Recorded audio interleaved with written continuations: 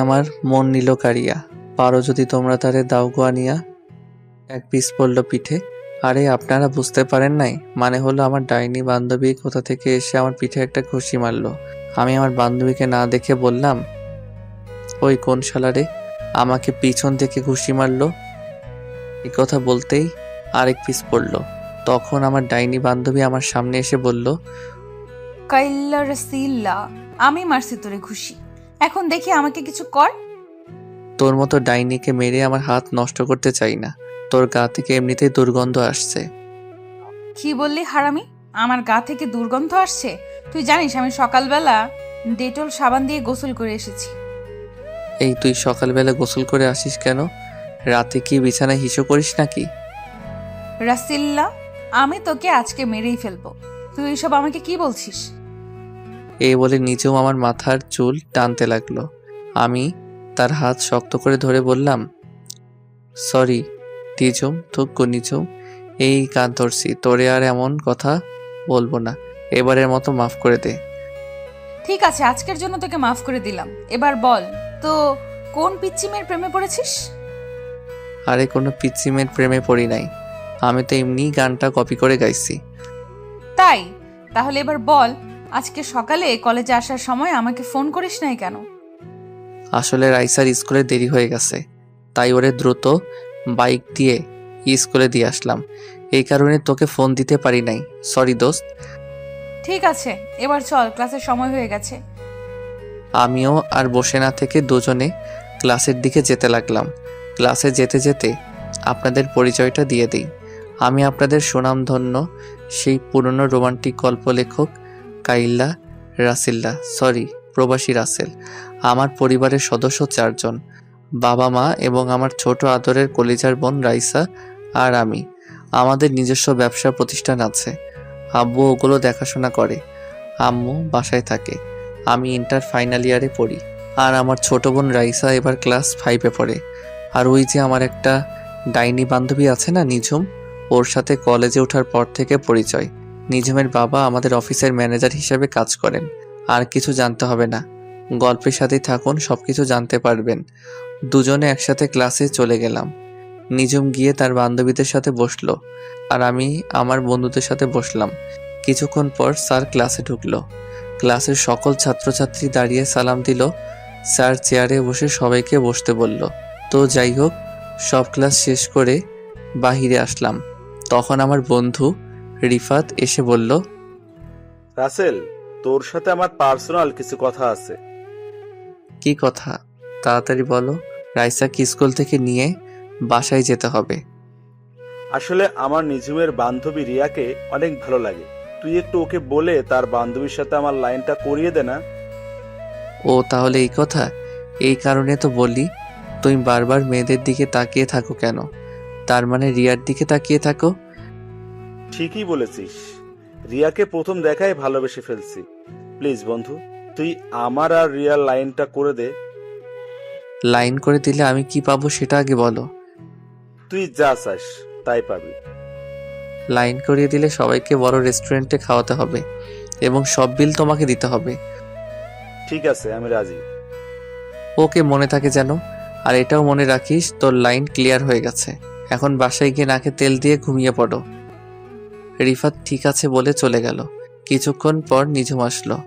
তখনও আমাকে বলল, কি রে, রিফাতের সাথে দাঁড়িয়ে কি কথা বলছিস? প্রেমে পড়েছে মন, প্রেমে পড়েছে। আমার বন্ধু রিফাত একটা মেয়ের প্রেমে পড়েছে। তাই নাকি? তা মেয়েটা কে? মেয়েটার কেউ নয়, তোর বান্ধবী রিয়া। কি বলছিস তুই? তাই নাকি? তাহলে তো লাইন পুরো ক্লিয়ার। ওই ডাইনি লাইন ক্লিয়ার মানে? আমি তো তোর কথা কিছুই বুঝতে পারছি না, একটু বুঝিয়ে বল। তুই যে সময় রিফাতের সাথে কথা বলছিস, তখন রিয়া আমাকে দাঁড় করিয়ে বলছে সেও নাকি রিফাতকে পছন্দ করে ফেলছে। আমাকে বলছে তোর সাথে কথা বলে ওদের লাইনটা করে দিতে। তাহলে তো হয়ে গেল। কালকে তাহলে 5 স্টার হোটেলে খানা হবে। হয়েছে, এখন তাড়াতাড়ি চল। তুই না আবার রাইসাকে স্কুল থেকে বাসায় নিয়ে যাবি? আমি ঠিক আছে বলে পার্কিং থেকে বাইকটা নিয়ে কলেজের গেটে আসলাম। মিমকে একটা রিক্সায় উঠিয়ে দিয়ে আমি সোজা চলে গেলাম রাইসার স্কুলের সামনে। স্কুলের সামনে গিয়ে দেখি আমার কলিজার বোনটা রাগ করে গেটের সামনে বসে আছে। আমি বাইকটা নিয়ে সোজা রাইসার সামনে দাঁড়ালাম। সরি কলিজার বোন আমার, আজকে ভাইয়ার একটু দেরি হয়ে গেছে। ভাইয়া, তুমি আর কতবার এমন কথা বলবে? তুমি সবসময় আমাকে নিতে দেরি করে আসো।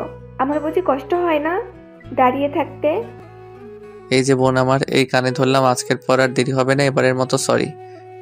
সরি বলে কাজ হবে না, আমার আইসক্রিম এবং চকলেট কিনে দিতে হবে। ঠিক আছে দিব, এবার বাইকে ওঠো। রাইসা একটা মুচকি হাসি দিয়ে বাইকের পিছনে উঠল। আমার বোনের মিষ্টি হাসি দেখলে আমার দিন অনেক ভালো কাটে। বোনের কান্না আমি সহ্য করতে পারি না। আজ পর্যন্ত রাইসারকে একটা টোকা পর্যন্ত দেই নাই। আব্বু আম্মু সবাই রাইসাকে অনেক আদর করে। আবার ভাববেন না শুধু রাইসাকে আদর করে, আমাকেও কম করে না। তো যাই হোক, রাইসাকে নিয়ে বাসায় চলে আসলাম। আসার সময় রাইসাকে আইসক্রিম এবং চকলেট কিনে দিছি। বাইক পার্কিং করে দুই ভাই বোন বাসার কলিং বেল চাপ দিলাম। খালা এসে দরজা খুলে দিল। খালা মানে কাজের বুয়া, আমি ওনাকে খালা বলে ডাকি। দুই ভাই বোন বাসার ভিতরে ঢুকে আমি আমার রুমে এবং রাইসা তার রুমে চলে গেল। আম্মু কিচেন রুমে ছিল। পরের দিন সকালে ঘুম থেকে উঠে ফ্রেশ হয়ে দুই ভাই নাস্তা করে বাসার বাহিরে এসে বাইক নিয়ে রাইসাকে তার স্কুলে নামিয়ে দিয়ে আমি কলেজে চলে আসলাম। কলেজের গেট দিয়ে ঢুকে সামনে তাকিয়ে দেখি আমার খাচ্চন্নি ডাইনি বান্ধবী আমার আগে এসে হাজির। আমি বাইকটা পার্কিং করে নিজুমের সামনে গেলাম। কিরে ডাইনি, তুই আজকে আমার আগে কলেজে? রাসেল্লা, তোরে আমি মেরেই ফেলবো। তুই আমাকে এই নাম ছাড়া অন্য নামে ডাকতে পারিস না। এর থেকে আর ভালো নাম আমি খুঁজে পাই না। তুই তো এমনিতেই একটা ডাইনি, সব সময় আমার সাথে লেগে থাকিস। কি? তার মানে তুই বলতে চাইছিস আমি সব সময় তোর সাথে ঝগড়া করি? তা নয় তো কি, আমি দেখতে কত সুন্দর, আমার আব্বা আম্মাকে সুন্দর একটা নাম দিছে রাসেল, আর তুই আমাকে কি নামে ডাকিস? তাই নাকি? তুই অনেক, তোর নামটা অনেক সুন্দর, তাই না? তাহলে আজ পর্যন্ত একটা প্রেম করতে পারলি না কেন? তোর মতো ডাইনি আমার সাথে থাকলে কোনো মেয়ে আমার সামনে আসতে সাহস করে না। কেন, আমি কি বাঘ না ভাল্লুক যে আমাকে তারা ভয় পায়?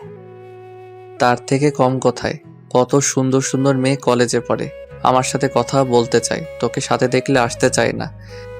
তার মানে তুই বলতে চাইছিস আমি যেন তোর সাথে না থাকি? ঠিক আছে, আজকের পর আমি তোর সামনে কখনো আসবো না। এই বলে নিজুম কলেজ থেকে বেরিয়ে গেল। আমি পিছন থেকে অনেকবার ডেকেছি, কিন্তু ও আমার ডাকে সাড়া না দিয়ে চলে গেল। বুঝেছি নিজুম আমার সাথে অভিমান করেছে।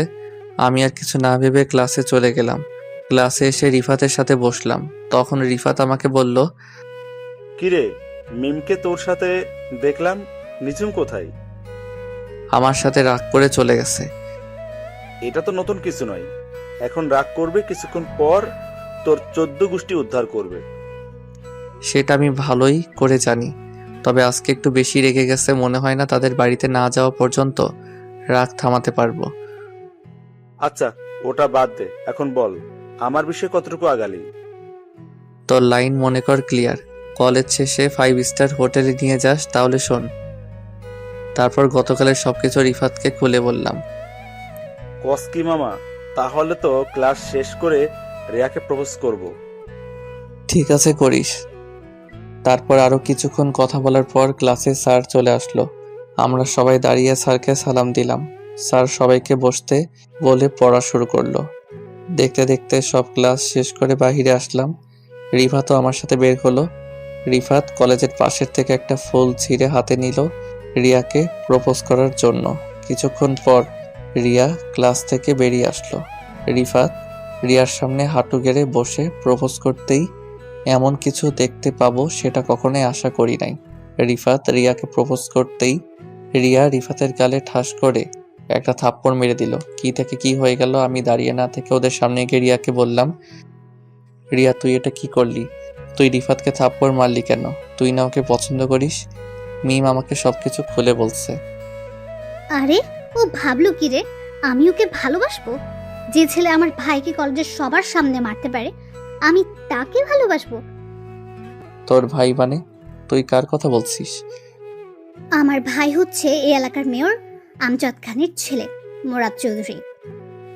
রিফাত, তার মানে আমি অসুস্থ থাকা অবস্থায় তুই যে ছেলেকে মারছিস, রিয়া সেই ছেলের কথা বলছে?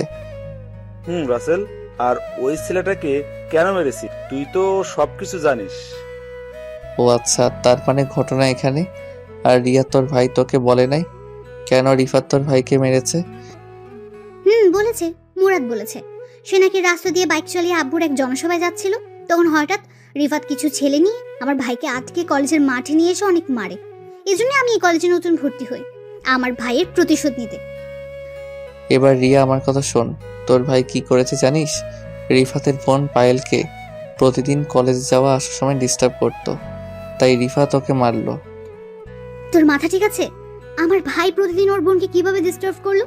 আমার ভাই যেদিন মার খেয়েছে ওই দিনই কানাডা থেকে দেশে এসেছে। এসেও আব্বুর সাথে দেখা করতে যাচ্ছিল। আমরা দুই ভাই বোন জমজ হয়েছি। মুরাদ কানাডা পড়াশোনা করেছে, আর আমি দেশে করতাম। কি বলছিস তুই? তাহলে মনে হয় এখানে মিস্টেক হয়ে গেছে, তুই ওকে মাফ করে দে। না, আমি ওকে কখনো মাফ করব না। এই বলে রিয়া চলে গেল। বেচারা রিফাত চেহারা মন মরা করে দাঁড়িয়ে আছে। তখন আমি বললাম, চিন্তা করিস না, রিয়ার মনে তোর জন্য একটু ভালোবাসা থাকে, তাহলে দেখবি রিয়া ঠিকই তোর কাছে ফিরে আসবে। এখন বাসায় চলে যা। রিফাত কিছু না বলে চলে গেল। হঠাৎ আমার মনে পড়লো, রাইসাকে তো স্কুল থেকে নিতে হবে, স্কুল তো ছুটি হয়েছে, প্রায় 1 ঘন্টার উপরে হয়েছে। আল্লাহ জানে আমার কপালে কি আছে। আমিও দাঁড়িয়ে না থেকে বাইক নিয়ে সোজা রাইসার স্কুলের সামনে চলে আসলাম, কিন্তু স্কুলের সামনে এসে দেখি রাইসা নেই। তখন আমি স্কুলের দারোয়ান চাচাকে বললাম, চাচা আমার বোন রাইসা কোথায়? ওকে তো দেখছি না। রাইসা মামুনিকে গেটের সামনে দাঁড়িয়ে থাকতে দেখলাম, এখন কোথায় গেছে বলতে পারবো না। আমি একটু আগে গেট রেখে দোকানে গিয়েছি, এসে দেখি রাইসা নেই। আমি তো মনে করছি তুমি এসে নিয়ে গেছো। চাচা আমি তো মাত্র আসলাম, কলেজে একটা কাজে দেরি হয়ে গেছে। তাহলে তুমি বাসায় একটা কল দিয়ে দেখো, হয়তো তোমার পরিচিত কেউ নিয়ে গেছে।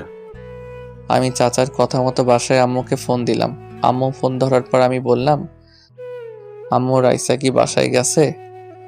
রাইসাকে তো সেই কখন তোর আব্বু বাসায় নিয়ে এসেছে। অফিস থেকে তোর বাসায় একটা কাজের জন্য আসছিল, তখন রাইসার স্কুলের সামনে থেকে তোর আব্বু রাইসাকে নিয়ে আসে। ওহ আসলে আম্মু আমি কলেজে একটা কাজে আটকে গেছি, তাই দেরি হয়ে গেছে। ঠিক আছে, সমস্যা নেই, তুই এখন তাড়াতাড়ি বাসায় আয়। আম্মু আমি বাসায় আসতে একটু লেট হবে, কারণ নিজুম ডাইনি আজকে আমার সাথে রাগ করেছে। আগে ওর রাগটা কমিয়ে আসি। তোরা দুইটা কি ভালো হবে না? সব সময় টম অ্যান্ড জেরির মতো লেগে থাকিস কেন? আচ্ছা ঠিক আছে, তোমার সাথে বাসায় আসলে কথা বলবো, এখন রাখি। এই বলে ফোন কেটে দিয়ে বাইক চালিয়ে সোজা নিজমের বাসার সামনে চলে আসলাম। কিন্তু বাসার সামনে এসে আমি পুরো হয়ে গেলাম। নিজমের বাসার সামনে এসে দেখি তাদের বাসায় তালা দেওয়া। আমি পকেট থেকে মোবাইল বের করে নিজমের মোবাইলে ফোন দিলাম, কিন্তু অবাক করার ব্যাপার হলো নিজমের মোবাইল বন্ধ বলছে। আমি অনেকবার নিজমের মোবাইলে ফোন দিলাম, কিন্তু বারবার বন্ধ বলছে। মনটা পুরো খারাপ হয়ে গেল। আমি আর দাঁড়িয়ে না থেকে বাসায় চলে আসলাম। এভাবে দেখতে দেখতে 1 মাস চলে গেল, কিন্তু নিজুমের কোনো খবর পেলাম না। আব্বুকেও জিজ্ঞেস করছিলাম, আব্বু বলল নিজুমের বাবার অনেক বয়স হয়েছে তো, তাই চাকরির রিজাইন দিয়ে চলে গেছে, কিন্তু কোথায় গেছে সেটাও বলতে পারবে না। আমি নিজুমের সাথে কাটানোর সময়গুলো চিন্তা করি সব সময়।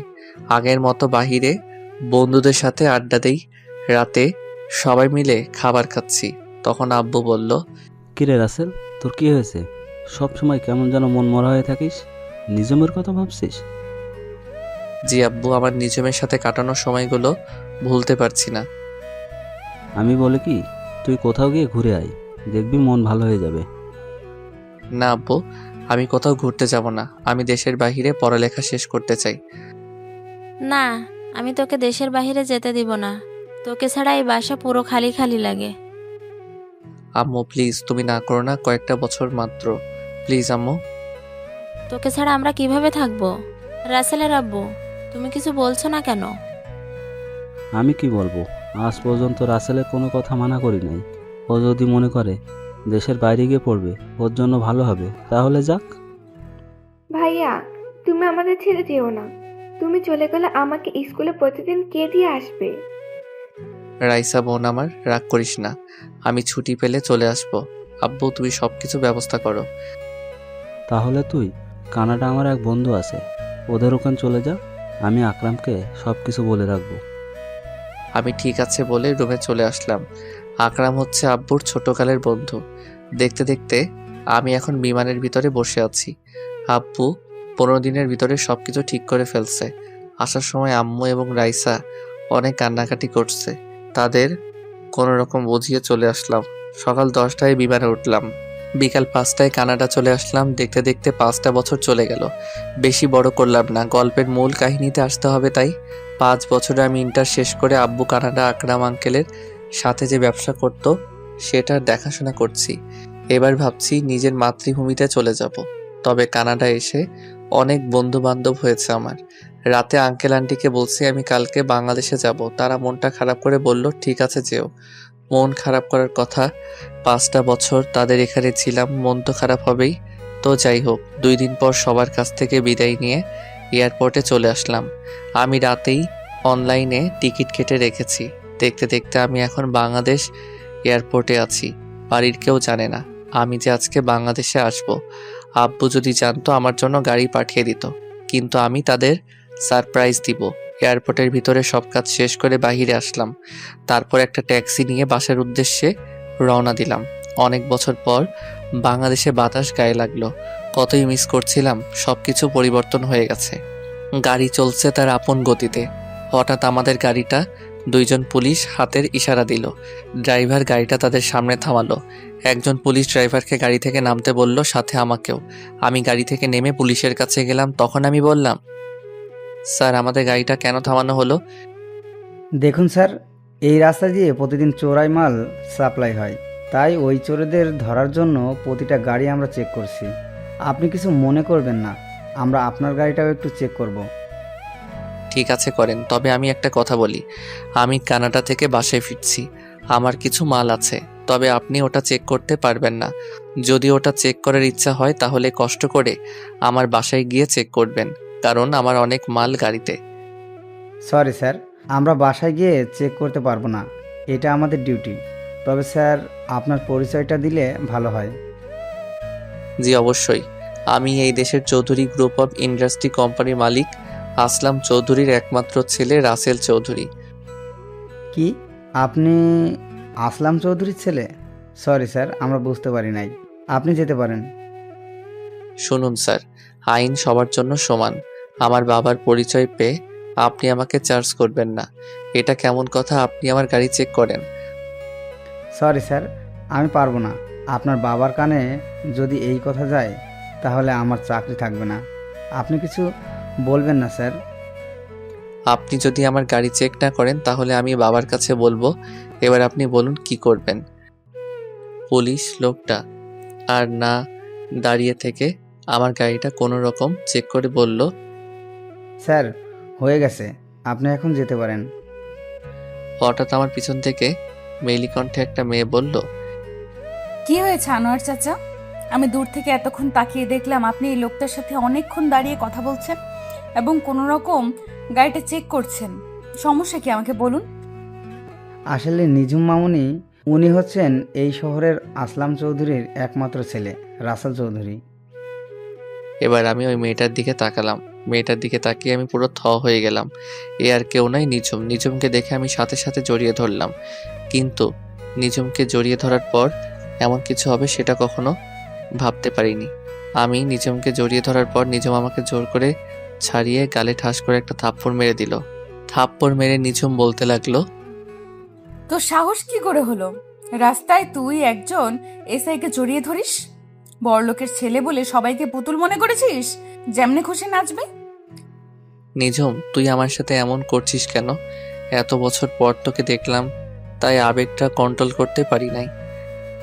এই মিস্টার, আমি আপনাকে চিনি না, আর রাসেল নামের কোনো ছেলের সাথে আমার কখনো পরিচয় ছিল না। আপনি এখন আসতে পারেন। আমি আর কোনো কথা বললাম না। নিঝুম সাধারণ একটা বিষয় নিয়ে এখন আমার উপর রেগে আছে, তাই বলে আমার সাথে এমন বিহেভ করবে? চোখ দিয়ে কখন যে 2 ফোঁটা পানি পড়ে গেল বুঝতে পারিনি। চোখের পানি মুছে গাড়িতে উঠলাম। একটা কথা বলতে কি, নিঝুম আগের থেকে অনেক সুন্দর হয়েছে, আর এসআই এর পোশাকে তো দারুণ মানিয়েছে নিঝুমকে। দেখতে দেখতে বাসার সামনে চলে আসলাম, কিন্তু বাসার সামনে এসে তো আমি আরো অবাক হয়ে গেলাম। বাসার সামনে এসে দেখি আমাদের বাড়িটা আলোকসজ্জা দিয়ে সাজিয়ে রেখেছে। বাসায় কি হচ্ছে আমি তো কিছুই জানি না। আমি গাড়ি থেকে নেমে দারোয়ান চাচাকে গেট খুলতে বললাম, তারপর গাড়ি বাসার ভিতরে ঢুকলো। আমি দারোয়ান চাচাকে বললাম, চাচা বাসায় এত সুন্দর করে সাজানোর কারণ কি? ও মা, সে কি তুমি কিছুই জানো না? আজকে রাইসা মামনির জন্মদিন, সেজন্যই তো এত আয়োজন। ও শিট, আমি তো ভুলেই গেছি। আজকে যে রাইসার জন্মদিন, যাক ভালোই হলো। রাইসার জন্য কানাডা থেকে ওর পছন্দের একটা ঘড়ি এনেছি, ওটাই উপহার দিব রাইসাকে। আমি চাচা এবং ড্রাইভারকে বললাম আমার মালগুলো বাসার ভিতরে নিয়ে আসতে। আমি বাসার কলিং বেল চাপ দিলাম। খালা এসে দরজা খুলে দিল। বাসার ভিতরে ঢুকে দেখি পুরো বাসা মেহমান দিয়ে ভরপুর, সব নামি দামি গেস্ট। ও, আপনাদের তো বলতে ভুলে গেছি, পুরো বাড়ির চারপাশে পুলিশে পাহারা দিচ্ছে। শহরের নামকরা ব্যবসায়ীর মেয়ের জন্মদিন বলে কথা। হঠাৎ কোথা থেকে রাইসা আমাকে দেখতে পেয়ে দৌড়ে এসে জড়িয়ে ধরলো এবং কান্না শুরু করে দিল। আমি রাইসাকে বললাম, এই রাইসা, কান্না করছিস কেন? ভাইয়া তুমি আজকে বাড়িতে আসবে, সেটা আগে বলো নাই কেন? আরে আমি তো তোদের সারপ্রাইজ দিব বলে বলি নাই। তাই বলে তুমি এইভাবে আসবে? তুমি জানো তোমাকে আমি অনেক মিস করছি। হয়েছে বোন, এবার কান্না বন্ধ কর। এখন তো চলে আসছে, এবার বল আব্বু আম্মু কোথায়? আম্মু পাকঘরে আছে, আব্বু তার গেস্টদের সাথে কথা বলছে। ঠিক আছে, আমি আব্বু আম্মুর সাথে দেখা করে আসি। রাইসা ঠিক আছে বলে আমার সাথে যেতে লাগলো। হঠাৎ একটা জায়গায় চোখ পড়ল। আমি মনে মনে বলতে লাগলাম, ও এখানে কেন? আপনারা ঠিকই ধরেছেন, এ আর কেউ নয়, নিঝুম। কিন্তু নিঝুম আমার আগে বাসায় আসলো কিভাবে? হয়তো এসআই দেখে তাড়াতাড়ি চলে এসেছে। আমি আসতেই একটু জ্যামে পড়েছি, তাই হয়তো আমার আগে এসেছে। তবে নিঝুম দাঁড়িয়ে ছেলেদের সাথে হেসে হেসে কথা বলছে, সেটা আমার অনেক খারাপ লাগলো। আমি আর দাঁড়িয়ে না থেকে আম্মুর কাছে গেলাম। আম্মু আমাকে দেখে জড়িয়ে ধরে কান্না করে দিল। তখন আমি বললাম, এই আম্মু, তুমি কান্না করছো কেন? তোমার কান্না আমার ভালো লাগে না। এটা দুঃখের কান্না নয়, সুখের কান্না। তুই আমাদের বলে আসলি না কেন? বললে কি সারপ্রাইজ দিতে পারতাম। ঠিক আছে, এখন রুমে গিয়ে ফ্রেশ হয়ে নিচে আয়। গেস্ট সবাই চলে এসেছে। তোর আব্বুর সাথে দেখা করছিস? এখনো করি নাই, ভাবছি তোমার সাথে দেখা করে তারপর আব্বুর সাথে দেখা করব। আচ্ছা, তুই ফ্রেশ হয়ে দেখা করিস। তুই অনেক দূর থেকে এসেছিস। আমি ঠিক আছে বলে আমার রুমে চলে আসলাম। আমার রুমটা আগের মতোই আছে, তবে রুমটা সুন্দর করে সাজিয়ে রেখেছে আম্মু। আমি আর কিছু না ভেবে ওয়াশরুমে চলে গেলাম। ফ্রেশ হয়ে গায়ের শার্টটা খুলে নতুন একটা পাঞ্জাবি পরেছি। পাঞ্জাবি পরে নিচে চলে আসলাম। তারপর আব্বুর সাথে করতে লাগলাম, আসসালামু আলাইকুম আব্বু, কেমন আছো? আরে রাসেল, তুমি কখন এসেছো? আমাকে তো বলে আসো নাই। আসলে আব্বু, তোমাদের সারপ্রাইজ দিব বলে বলি নাই। এসেছিস, ভালোই হয়েছে। চল তোকে সবার সাথে পরিচয় করে দিই। তারপর আব্বু সবার সাথে আমাকে পরিচয় করিয়ে দিল। দেখতে দেখতে অনুষ্ঠান শুরু হয়ে গেল। তবে আমি রুম থেকে আসার পর নিঝুমকে দেখতে পেলাম না। হঠাৎ দেখি নীল রঙের শাড়ি পরা একটা মেয়ে সিঁড়ি দিয়ে নিচে নামতে আসে। আমি তার দিকে ভালো করে তাকিয়ে পুরো অবাক হয়ে গেলাম। এ আর কেউ নয়, নিঝুম। নিঝুমকে নীল রঙের শাড়িতে পরীর মতো লাগছে। সব ছেলেরা নিঝুমের দিকে তাকিয়ে আছে। আমার কেমন যেন হিংসা হচ্ছে। তো যাই হোক, রাইসা কেক কাটার জন্য দাঁড়িয়ে আছে। আমি আব্বু এবং রাইসার পাশে দাঁড়ানো। বাকি সব গেস্ট আমাদের চারপাশে দাঁড়ালো। রাইসা কেক কাটার পর সবাই তাকে অভিনন্দন জানিয়েছেন। রাইসা প্রথমে কেক কেটে আমাকে খাইয়ে দিল। তারপর আব্বু আম্মুকে, আমিও রাইসাকে খাইয়ে দিলাম। নিঝুম এসে রাইসাকে কেক খাইয়ে দিল। তার গান বাজনা হলো। আমি আর দাঁড়িয়ে না থেকে বাসার ছাদে চলে আসলাম। কিছুক্ষণ পর দেখি নিঝুম ছাদে আসলো। ছাদে এসে কার সাথে যেন মোবাইলে হেসে হেসে কথা বলতে আছে। আমি নিঝুমের সামনে গেলাম। তখন নিঝুম ফোন কেটে দিয়ে আমাকে বলল, আপনি আমার সামনে কেন এসেছেন? কিছু বলবেন? বলার তো অনেক কিছু আছে, কিন্তু তুমি তো আমার কোনো কথা শুনছো না। হ্যালো মিস্টার, আমাকে তুমি করে না বলে আপনি করে বলুন। আর যেটা বলবেন তাড়াতাড়ি বলুন, আমার এখনো ডিউটি চলছে। আচ্ছা, আপনি এত বদলে গেলেন কিভাবে? আপনি কলেজ থেকে গিয়ে কোথায় হারিয়ে গেলেন? আপনাকে আমি পুরো ঢাকা শহর খুঁজেছি। সেটা আমি আপনাকে বলার প্রয়োজন মনে করি না। কেন, সেটা কি আমি জানতে পারি? আমার দোষটা কি ছিল? আমি তো আপনার সাথে একটু মজা করছিলাম, কিন্তু আপনি যে এত অভিমান করবেন সেটা আমার জানা ছিল না। অতীত নিয়ে আমি আপনাকে কিছু বলতে পারবো না। আমি গেলাম। এ বলে নিঝুম আমার সামনে থেকে চলে গেল। আমি মনে মনে ভাবতে লাগলাম, নিঝুম আমাকে না চেনার ভান করছে কেন, আমার সাথে এরকমভাবে কথা বলছে কেন। আমাকে সব কিছু বের করতে হবে। আমি ছাদে আর দাঁড়িয়ে না থেকে নিচে চলে আসলাম। বাসায় সব গেস্ট চলে গেছে। রাতে সবাই একসাথে বসে খাবার টেবিলে গেলাম খাবার খেতে। হঠাৎ দেখি নিঝুম সিঁড়ি দিয়ে নেমে আমাদের সাথে বসলো। আমি তো কিছুই বুঝতে পারছি না। তখন আমি আম্মুকে বললাম, আম্মু, এসআই ম্যাম দেখি আমাদের সাথে খেতে বসেছে, কারণ কি? ওহ, তোকে তো বলাই হয়নি। নিজুমের এই দুনিয়ায় আপন বলতে কেউ নেই।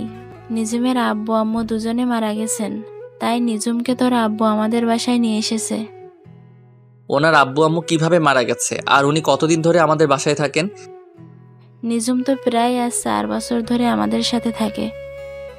কি? তাহলে তোমরা আমাকে বলো নাই কেন কোনোদিন? আমাদের কি দোষ? নিজুম তো বলতে মানা করেছে। হয়েছে, এবার কথা বলা বন্ধ করো, রাত অনেক হয়েছে, খাবার খেয়ে ঘুমাতে হবে। কেউ আর কোনো কথা বলল না। সবাই খাবার খেতে লাগলো। ও, আপনাদের তো বলতে ভুলে গেছি, আমি রাইসার ঘড়িটা দিয়ে দিছি।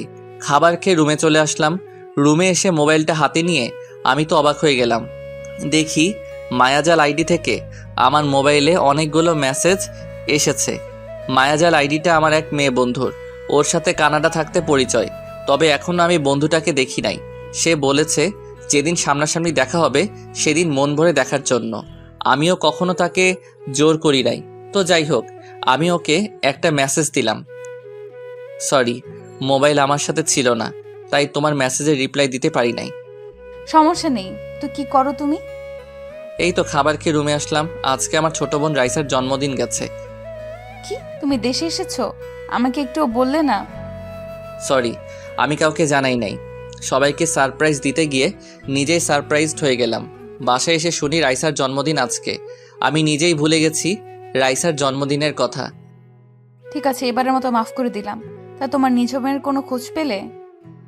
আসলে আমি সব কিছু ওর সাথে শেয়ার করছি, তখন আমি বললাম, খোঁজ পেয়েছি, তবে আগের নিঝুম আর এখনকার নিঝুমের মধ্যে অনেক পার্থক্য। কি বলছো তুমি? কেন হয়েছে? আমাকে একটু খুলে বলো। তাহলে শোনো। তারপর সবকিছু খুলে বললাম, প্রথম থেকে শেষ পর্যন্ত। আমার মনে হয় কি কোনো কিছুর কারণে তোমার সাথে এখনো অভিমান করে আছে। তুমি তার সাথে যে দোষ করেছো ওটা তো কোনো দোষের কাতারে পড়ে না। তা ঠিক আছে, কিন্তু ও আমার সাথে কেন এমন করছে আমার তো মাথায় কিছুই ঢুকছে না। চিন্তা করো না, তুমি তার সাথে লেগে থাকো, দেখবে সবকিছু ঠিক হয়ে যাবে। ঠিক আছে, তোমার কথা যেন সত্যি হয়। ভালো থেকো, আল্লাহ হাফেজ। এটা বলে আমি নেট বন্ধ করে শুয়ে গেলাম। পরের দিন সকালে রাইসা এসে ডাকতে শুরু করলো। তখন আমি রাইসাকে বললাম, কি রে রাইসা, এত সকাল সকাল ডাকছিস কেন? আব্বু তোমাকে ডাকছে। নিজুম আপুর গাড়ি নষ্ট হয়ে গেছে, তাই আব্বু বলছে তুমি নিজুম আপুকে থানায় দিয়ে আসতে। ঠিক আছে, তুই যা, ভাইয়া ফ্রি হয়ে আসতে আসি। রাইসা ঠিক আছে বলে রুম থেকে বেরিয়ে গেল। আমিও বিছানা থেকে উঠে ওয়াশরুমে ঢুকে ফ্রেশ হয়ে নিচে চলে আসলাম। নিচে এসে দেখি নিঝুম পুলিশের ড্রেস পরে দাঁড়িয়ে আছে। আমি নিঝুমকে বললাম, আপনি নাস্তা করছেন? যদি করে থাকেন তাহলে বাইরে গিয়ে দাঁড়ান, আমি হালকা নাস্তা করে আসছি। আমি নাস্তা করেছি, আপনি নাস্তা করে আসুন, আমি বাহিরে দাঁড়ালাম। এ বলে নিঝুম চলে গেল। তখন আমি আব্বুকে জিজ্ঞেস করলাম, আচ্ছা আব্বু, নিঝুম পুলিশের চাকরি কবে থেকে করে? এমনি তো আমি জানতাম ওর পুলিশে চাকরি করার অনেক শখ ছিল। তোকে পরে এক সময় বলবো, মেয়েটা বাইরে দাঁড়িয়ে আছে। আমি ঠিক আছে বলে হালকা নাস্তা করে বাইরে আসলাম। তারপর আমার বাইকটা বের করলাম। দারোয়ান চাচা সবসময় বাইকটা পরিষ্কার করে রেখেছে। আমি বাইকে উঠে বসলাম। নিঝুম এসে আমার বাইকের পিছনে বসলো। নিঝুমের শরীর আমার পিঠের সাথে লাগার সাথে সাথে শরীর দিয়ে কারেন্ট বয়ে গেল। আজ প্রায় 5 বছর পর নিঝুম আমার বাইকের পিছনে বসলো। অন্যরকম একটা অনুভূতি কাজ করতে লাগলো। তো যাই হোক, আমি বাইক চালাচ্ছি, হঠাৎ নিঝুম বলল, বাইকটা একটু ওই পার্কের সামনে রাখেন তো, আপনার সাথে আমার কিছু কথা আছে। আমার সাথে কি কথা আছে যেটা বাইক থামিয়ে শুনতে হবে? সেটা আপনি বাইক থামানোর পর শুনতে পারবেন।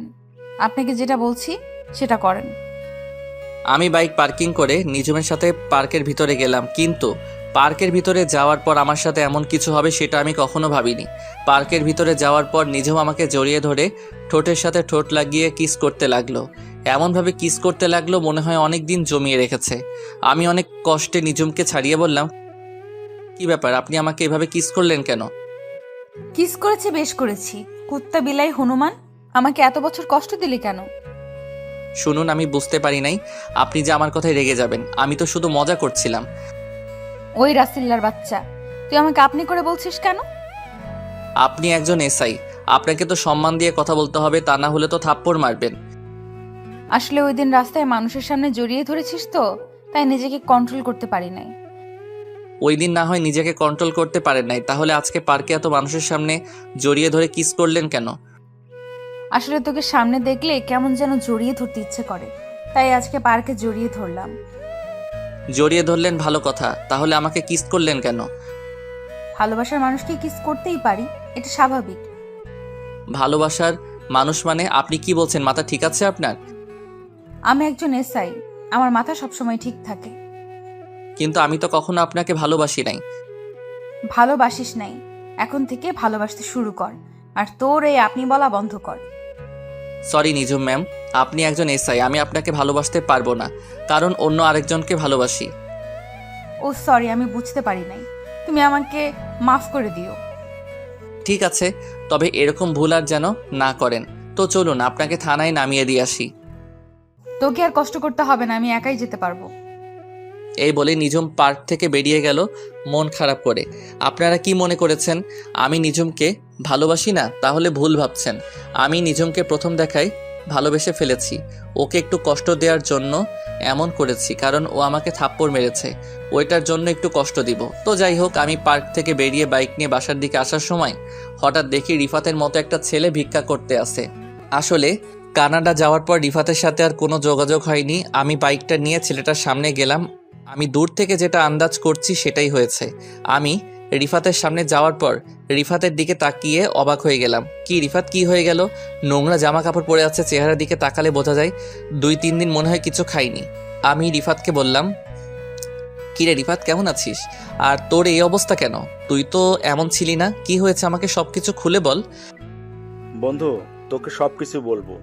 2 দিন ধরে কিছু খাইনি, খুব ক্ষুধা লাগছে। এই 2 দিন ধরে পানি খেয়ে আসি। আমাকে হোটেলে ভাত খাওয়াবি? আরে তুই এটা কি বলছিস? তুই 2 দিন ধরে না খেয়ে আছিস, তাড়াতাড়ি আমার সাথে হোটেলে চল। এই বলে রিফাতকে নিয়ে একটা হোটেলে গেলাম। তারপর রিফাতকে পেট ভরে খাবার খাওয়ালাম। এরপর দুজনে রাস্তার পাশে একটা জায়গায় বসলাম। তখন আমি বললাম, এবার বল, তোর এই অবস্থা কেন? তোদের তো কখনো কোনো কিছুর কমতি ছিল না। তাহলে শোন, এই সব কিছুর জন্য ওই রিয়া মেয়েটাই দায়ী। মানে কি বলছিস তুই? রিয়া তোর সাথে কি করেছে? রিয়া শুধু আমার সাথে করে নাই, ওর বাবা মিলে করেছে। তুই বলছিস না, রিয়ার মনে যদি আমার জন্য ভালোবাসা থাকে তাহলে রিয়া ঠিকই আমার কাছে ফিরে আসবে। সেটা তো আমি বলেছি, তারপর কি হলো? তোর কথা মতো রিয়া কিছুদিন পর আমার কাছে এসে ক্ষমা চেয়ে ভালোবাসি বলেছে, কিন্তু ওর মনে যে অন্যটা ছিল সেটা আমার জানা ছিল না। 2-3 মাস ভালোই আমাদের প্রেম চলছিল, হঠাৎ রিয়া আমার সাথে এমন কিছু করবে সেটা আমি কখনো ভাবিনি। হঠাৎ তোর সাথে রিয়া কি করেছে? হঠাৎ একদিন রিয়া আমাকে বলছে আমার বাবাকে নিয়ে যেন তাদের বাসায় যাই। আমিও আব্বুকে বুঝিয়ে রিয়াদের বাসায় আব্বুকে নিয়ে যাই। তাহলে একটু চলুন, ওখানে কি হয়েছে তাদের মুখ থেকে শুনে আসি। আমরা একটু অতীত থেকে ঘুরে আসি। রিফাত তার আব্বুকে নিয়ে রিয়াদের বাসার সামনে দাঁড়িয়ে কলিং বেল চাপ দিল। কিছুক্ষণ পর কাজের বুয়া এসে দরজা খুলে দিল। রিফাত এবং তার আব্বু ভিতরে গিয়ে সোফায় বসলো।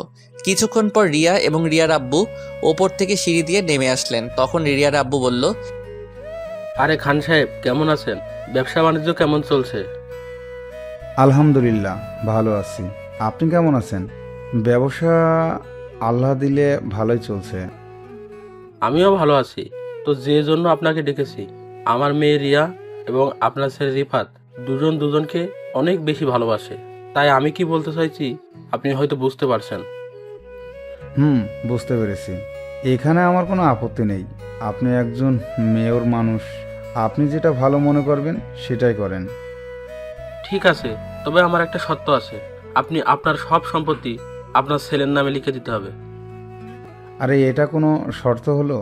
আমার সম্পত্তির অর্ধেকের মালিক তো আমার ছেলে, আর আমি মরে গেলে তো সব কিছু আমার ছেলেরই হবে। ঠিক আছে, আপনি যদি এতে খুশি হন তাহলে আমি আজকে রিফাতের নামে বাকি অর্ধেক সম্পত্তি এবং আমার সব কিছু ওকে লিখে দেব। এরপর আরো কিছুক্ষণ কথা বলে রিফাত এবং তার আব্বু বাসায় চলে এসেছে। এক সপ্তাহের ভিতরে রিফাতের আব্বু সবকিছু রিফাতের নামে লিখে দিল। এর কয়েকদিন পর রিফাতের আব্বু অফিস থেকে বাসায় ফিরছিল, তখন হঠাৎ কিছু লোক রিফাতের আব্বুর গাড়ি দাঁড় করায়। রিফাতের আব্বু গাড়ি থেকে নামার সাথে সাথে লোকগুলো রিফাতের আব্বুকে গাড়ির সাথে বেঁধে ফেলে। বেঁধে ফেলার পর একটা গাড়ি থেকে রিয়া এবং রিয়ার আব্বু নেমে রিফাতের আব্বুর সামনে আসে। তখন রিফাতের আব্বু বলল, মেয়র সাহেব, আপনি এখানে? আর রিয়া মামুনি, তোমরা এখানে কেন? আপনি কি বুঝতে পারেননি? একটু অপেক্ষা করুন, তারপর সবকিছু বুঝতে পারবেন। তারপর রিয়া মোবাইলটা বের করে রিফাতকে ফোন দিয়ে বলল এই জায়গায় আসার জন্য। কিছুক্ষণ পর রিফাত চলে আসলো। তখন রিফাত বলল, আঙ্কেল এবং রিয়া, আমার বাবাকে এভাবে গাড়ির সাথে বেঁধে রেখেছো কেন? কারণটা বলি। কারণ হচ্ছে তোর বাবা তোকে যে সম্পত্তিগুলো লিখে দিছে সবগুলো আমার মেয়ের নামে লিখে দিবি, আর তা না দিলে তোর বাবাকে এখানে মেরে পুঁতে দিব। আমার কেউ কিছু করতে পারবে না। না রিফাত, তুই এটা করিস না, আমরা রাস্তার ফকির হয়ে যাব। আব্বু, আমার সম্পত্তি লাগবো না। আমি তোমাকে হারাতে পারবো না। দরকার হয় ভিক্ষা করে খাবো। আপনি বলুন কোথায় সই করতে হবে? তারপর রিয়ার আব্বু দলিল দিল। রিফাত বাবাকে বাঁচানোর জন্য সই করে দিল। এরপর থেকে রিফাত রাস্তায় রাস্তায় ভিক্ষা করে খায়। এই ছিল রিফাতের অতীতের সব ঘটনা। এবার বাস্তবে আসা যাক। আমি রিফাতকে বললাম, তাহলে এখন তোর বাবা মা কোথায়? আব্বু আম্মুকে নিয়ে এখন একটা বস্তিতে থাকি। আম্মু অসুস্থ হয়ে পড়ে আছে। আব্বু আমার মতো মানুষের কাছে ভিক্ষা করে। কি বলবো, বলার ভাষা হারিয়ে ফেলেছি। মানুষ মানুষের সাথে এমনটা করতে পারে? নিজের চোখ দিয়ে পানি পড়তে লাগলো। আমি চোখের পানি মুছে রিফাতকে বললাম, ঠিক আছে, আমাকে নিয়ে তোদের বস্তিতে চল, আমি তোর মাকে দেখব। রিফাত ঠিক আছে বলে আমার বাইকের পেছনে উঠল। কিছুক্ষণ পর বস্তিতে চলে আসলাম। বস্তিতে আসার পর চারপাশে ময়লার গন্ধ। মানুষ কিভাবে থাকে এখানে? আমার 1 মিনিটে দম বন্ধ হয়ে আসছে। আর এরা বছরের পর বছর এখানে বাস করে। রিফাত আমাকে তাদের রুমে নিয়ে গেল। রুমে ঢুকে দেখি রিফাতের আম্মু একটা ছেঁড়া কাঁথা মুড়ি দিয়ে শুয়ে আছে। রুমে খাবার খাবার কিছু নেই। বাপ বেটা মিলে যা ইনকাম করে তা রিফাতের আম্মুর ঔষধে লাগে। আমি আর সহ্য করতে না পেরে রিফাতকে বললাম, রিফাত, আমি তোর কোনো কথা শুনবো না। তুই এখনই আন্টিকে কোলে নিয়ে বেরিয়ে আয়। আমি গাড়ি ঠিক করতে আসি। তোরা সবাই আজকে থেকে আমার বাসায় থাকবি, আর রিয়া আর মেয়রের ব্যবস্থা পরে করব। এই বলে আমি বস্তির ভিতর থেকে বেরিয়ে আসলাম। রিফাত ওর আম্মুকে নিয়ে কিছুক্ষণ পর বেরিয়ে আসলো। এর ফাঁকে আমি একটা গাড়ি ঠিক করে ফেলেছি। রিফাত ওর আম্মুকে গাড়িতে উঠালো। হঠাৎ রিফাতের আব্বু আসলো। ওনাকে দেখে আমি তো আরও অবাক হয়ে গেলাম। যে মানুষ সবসময় দামি দামি জামা কাপড় পরে থাকতো, আজ উনি একটা ছেঁড়া শার্ট গায়ে পরে ভিক্ষা করে। এরপর রিফাতের আব্বুকেও সাথে নিলাম। আমরা আগে একটা বড় হাসপাতালে রিফাতের আম্মুকে নিয়ে গেলাম। ডাক্তার রিফাতের আম্মুর কিছু পরীক্ষা করলো এবং কিছু ওষুধ লিখে দিল। বিকৃতিতে বলেছে ওষুধগুলো খেলে আল্লাহ দিলে সুস্থ হয়ে যাবে। তারপর রিফাতের আম্মুকে নিয়ে আমার বাসায় চলে আসলাম। বাসায় আনার পর আব্বু আম্মু সবাই অনেক খুশি হলো। আর বেশি বড় করলাম না। রাতে রিফাত সহ তার আব্বু আম্মুকে খাবার খাইয়ে দিলাম। রিফাত আমার সাথে ঘুমাবে। রাত্রে খাবার টেবিলে সবাই বসে খাবার খাচ্ছি, কিন্তু নিঝুম মন খারাপ করে খাবার খাচ্ছে। তখন আম্মু বলল, কিরে নিঝুম, তুই এমন মন মরা হয়ে আছিস কেন? শরীর খারাপ লাগছে নাকি? না আন্টি, আমি ঠিক আছি। আব্বু আম্মুর কথা মনে পড়ছে নাকি? না আন্টি, তেমন কিছু না, এমনিতেই ভালো লাগছে না। তোমরা খাও, আমি রুমে গেলাম। তুই তো কিছুই খেলি না। না খেলে শরীর আরো বেশি খারাপ করবে। একদিন রাতে না খেলে কিচ্ছু হবে না, আমি গেলাম। এই বলে নিঝুম রুমে চলে গেল। তখন আমি বললাম, আরে নিঝুমের আব্বু আম্মুর কি হয়েছে? তারা কিভাবে মারা গেল? নিঝুমের আব্বু চাকরি রিজাইন দেওয়ার পরে তাদের গ্রামের বাসায় চলে যায়। কয় মাস যাওয়ার পরে নিঝুমের আব্বু অনেক অসুস্থ হয়ে পড়ে। তারপর নিঝুম তার আব্বুকে নিয়ে ঢাকায় আসে। ঢাকায় আসার পর নিঝুমের আব্বুর ক্যান্সার ধরা পড়ে। যা টাকা জমানো ছিল সব টাকা শেষ হয়ে গেছে। আমি কিছুই জানতাম না, আমাকে একটাবার বলে নাই। হঠাৎ একদিন রাতে নিজুমের আব্বু হাসপাতালে মারা যায়। নিজুমের আব্বু মারা যাওয়ার পর নিজুমের আম্মু স্ট্রোক করে মারা যায়। এরপর থেকে নিজুম আমাদের সাথে থাকে। ও, তোমরা পরে খবর পেলে কিভাবে? আর নিজুম পুলিশের চাকরি কবে থেকে করে? যেদিন নিজুমের আব্বু আম্মু মারা যায় সেদিন রাতে আমার অফিসের এক কর্মী তার বউকে নিয়ে হাসপাতালে যায়। তখন নিজুমকে দেখে সামনে যায়, গিয়ে দেখে ওর আব্বু আম্মুর লাশ। তখন ওই কর্মী আমাকে ফোন দিয়ে বলে, আমি সাথে সাথে হাসপাতালে ছুটে যাই। এরপর নিজুমের কাছ থেকে সব কিছু শুনি। তারপর নিজুমের আব্বু আম্মুকে ঢাকার বড় কবরস্থানে দাফন সম্পন্ন করে নিজুমকে আমাদের বাসায় নিয়ে আসি। সব কিছু বুঝলাম, এখনো তো বললে না নিজুম পুলিশের এসআই কিভাবে হলো? আসলে আমার সাথে তো প্রধানমন্ত্রীর সাথে ভালো সম্পর্ক, তাই ওনাকে বলে নিজুমকে পুলিশের এসআই বানিয়ে দিল। নিজুমের এমনিতেই পুলিশের চাকরি করার অনেক শখ, তাই ওকে এসআই পদ দিল। তার মানে ট্রেনিং ছাড়া সরাসরি পুলিশের এসআই? পুলিশের চাকরি কিভাবে করতে হয় ও কি বোঝে? পুলিশের কোনো যোগ্যতা ছাড়া ডাইরেক্ট এসআই?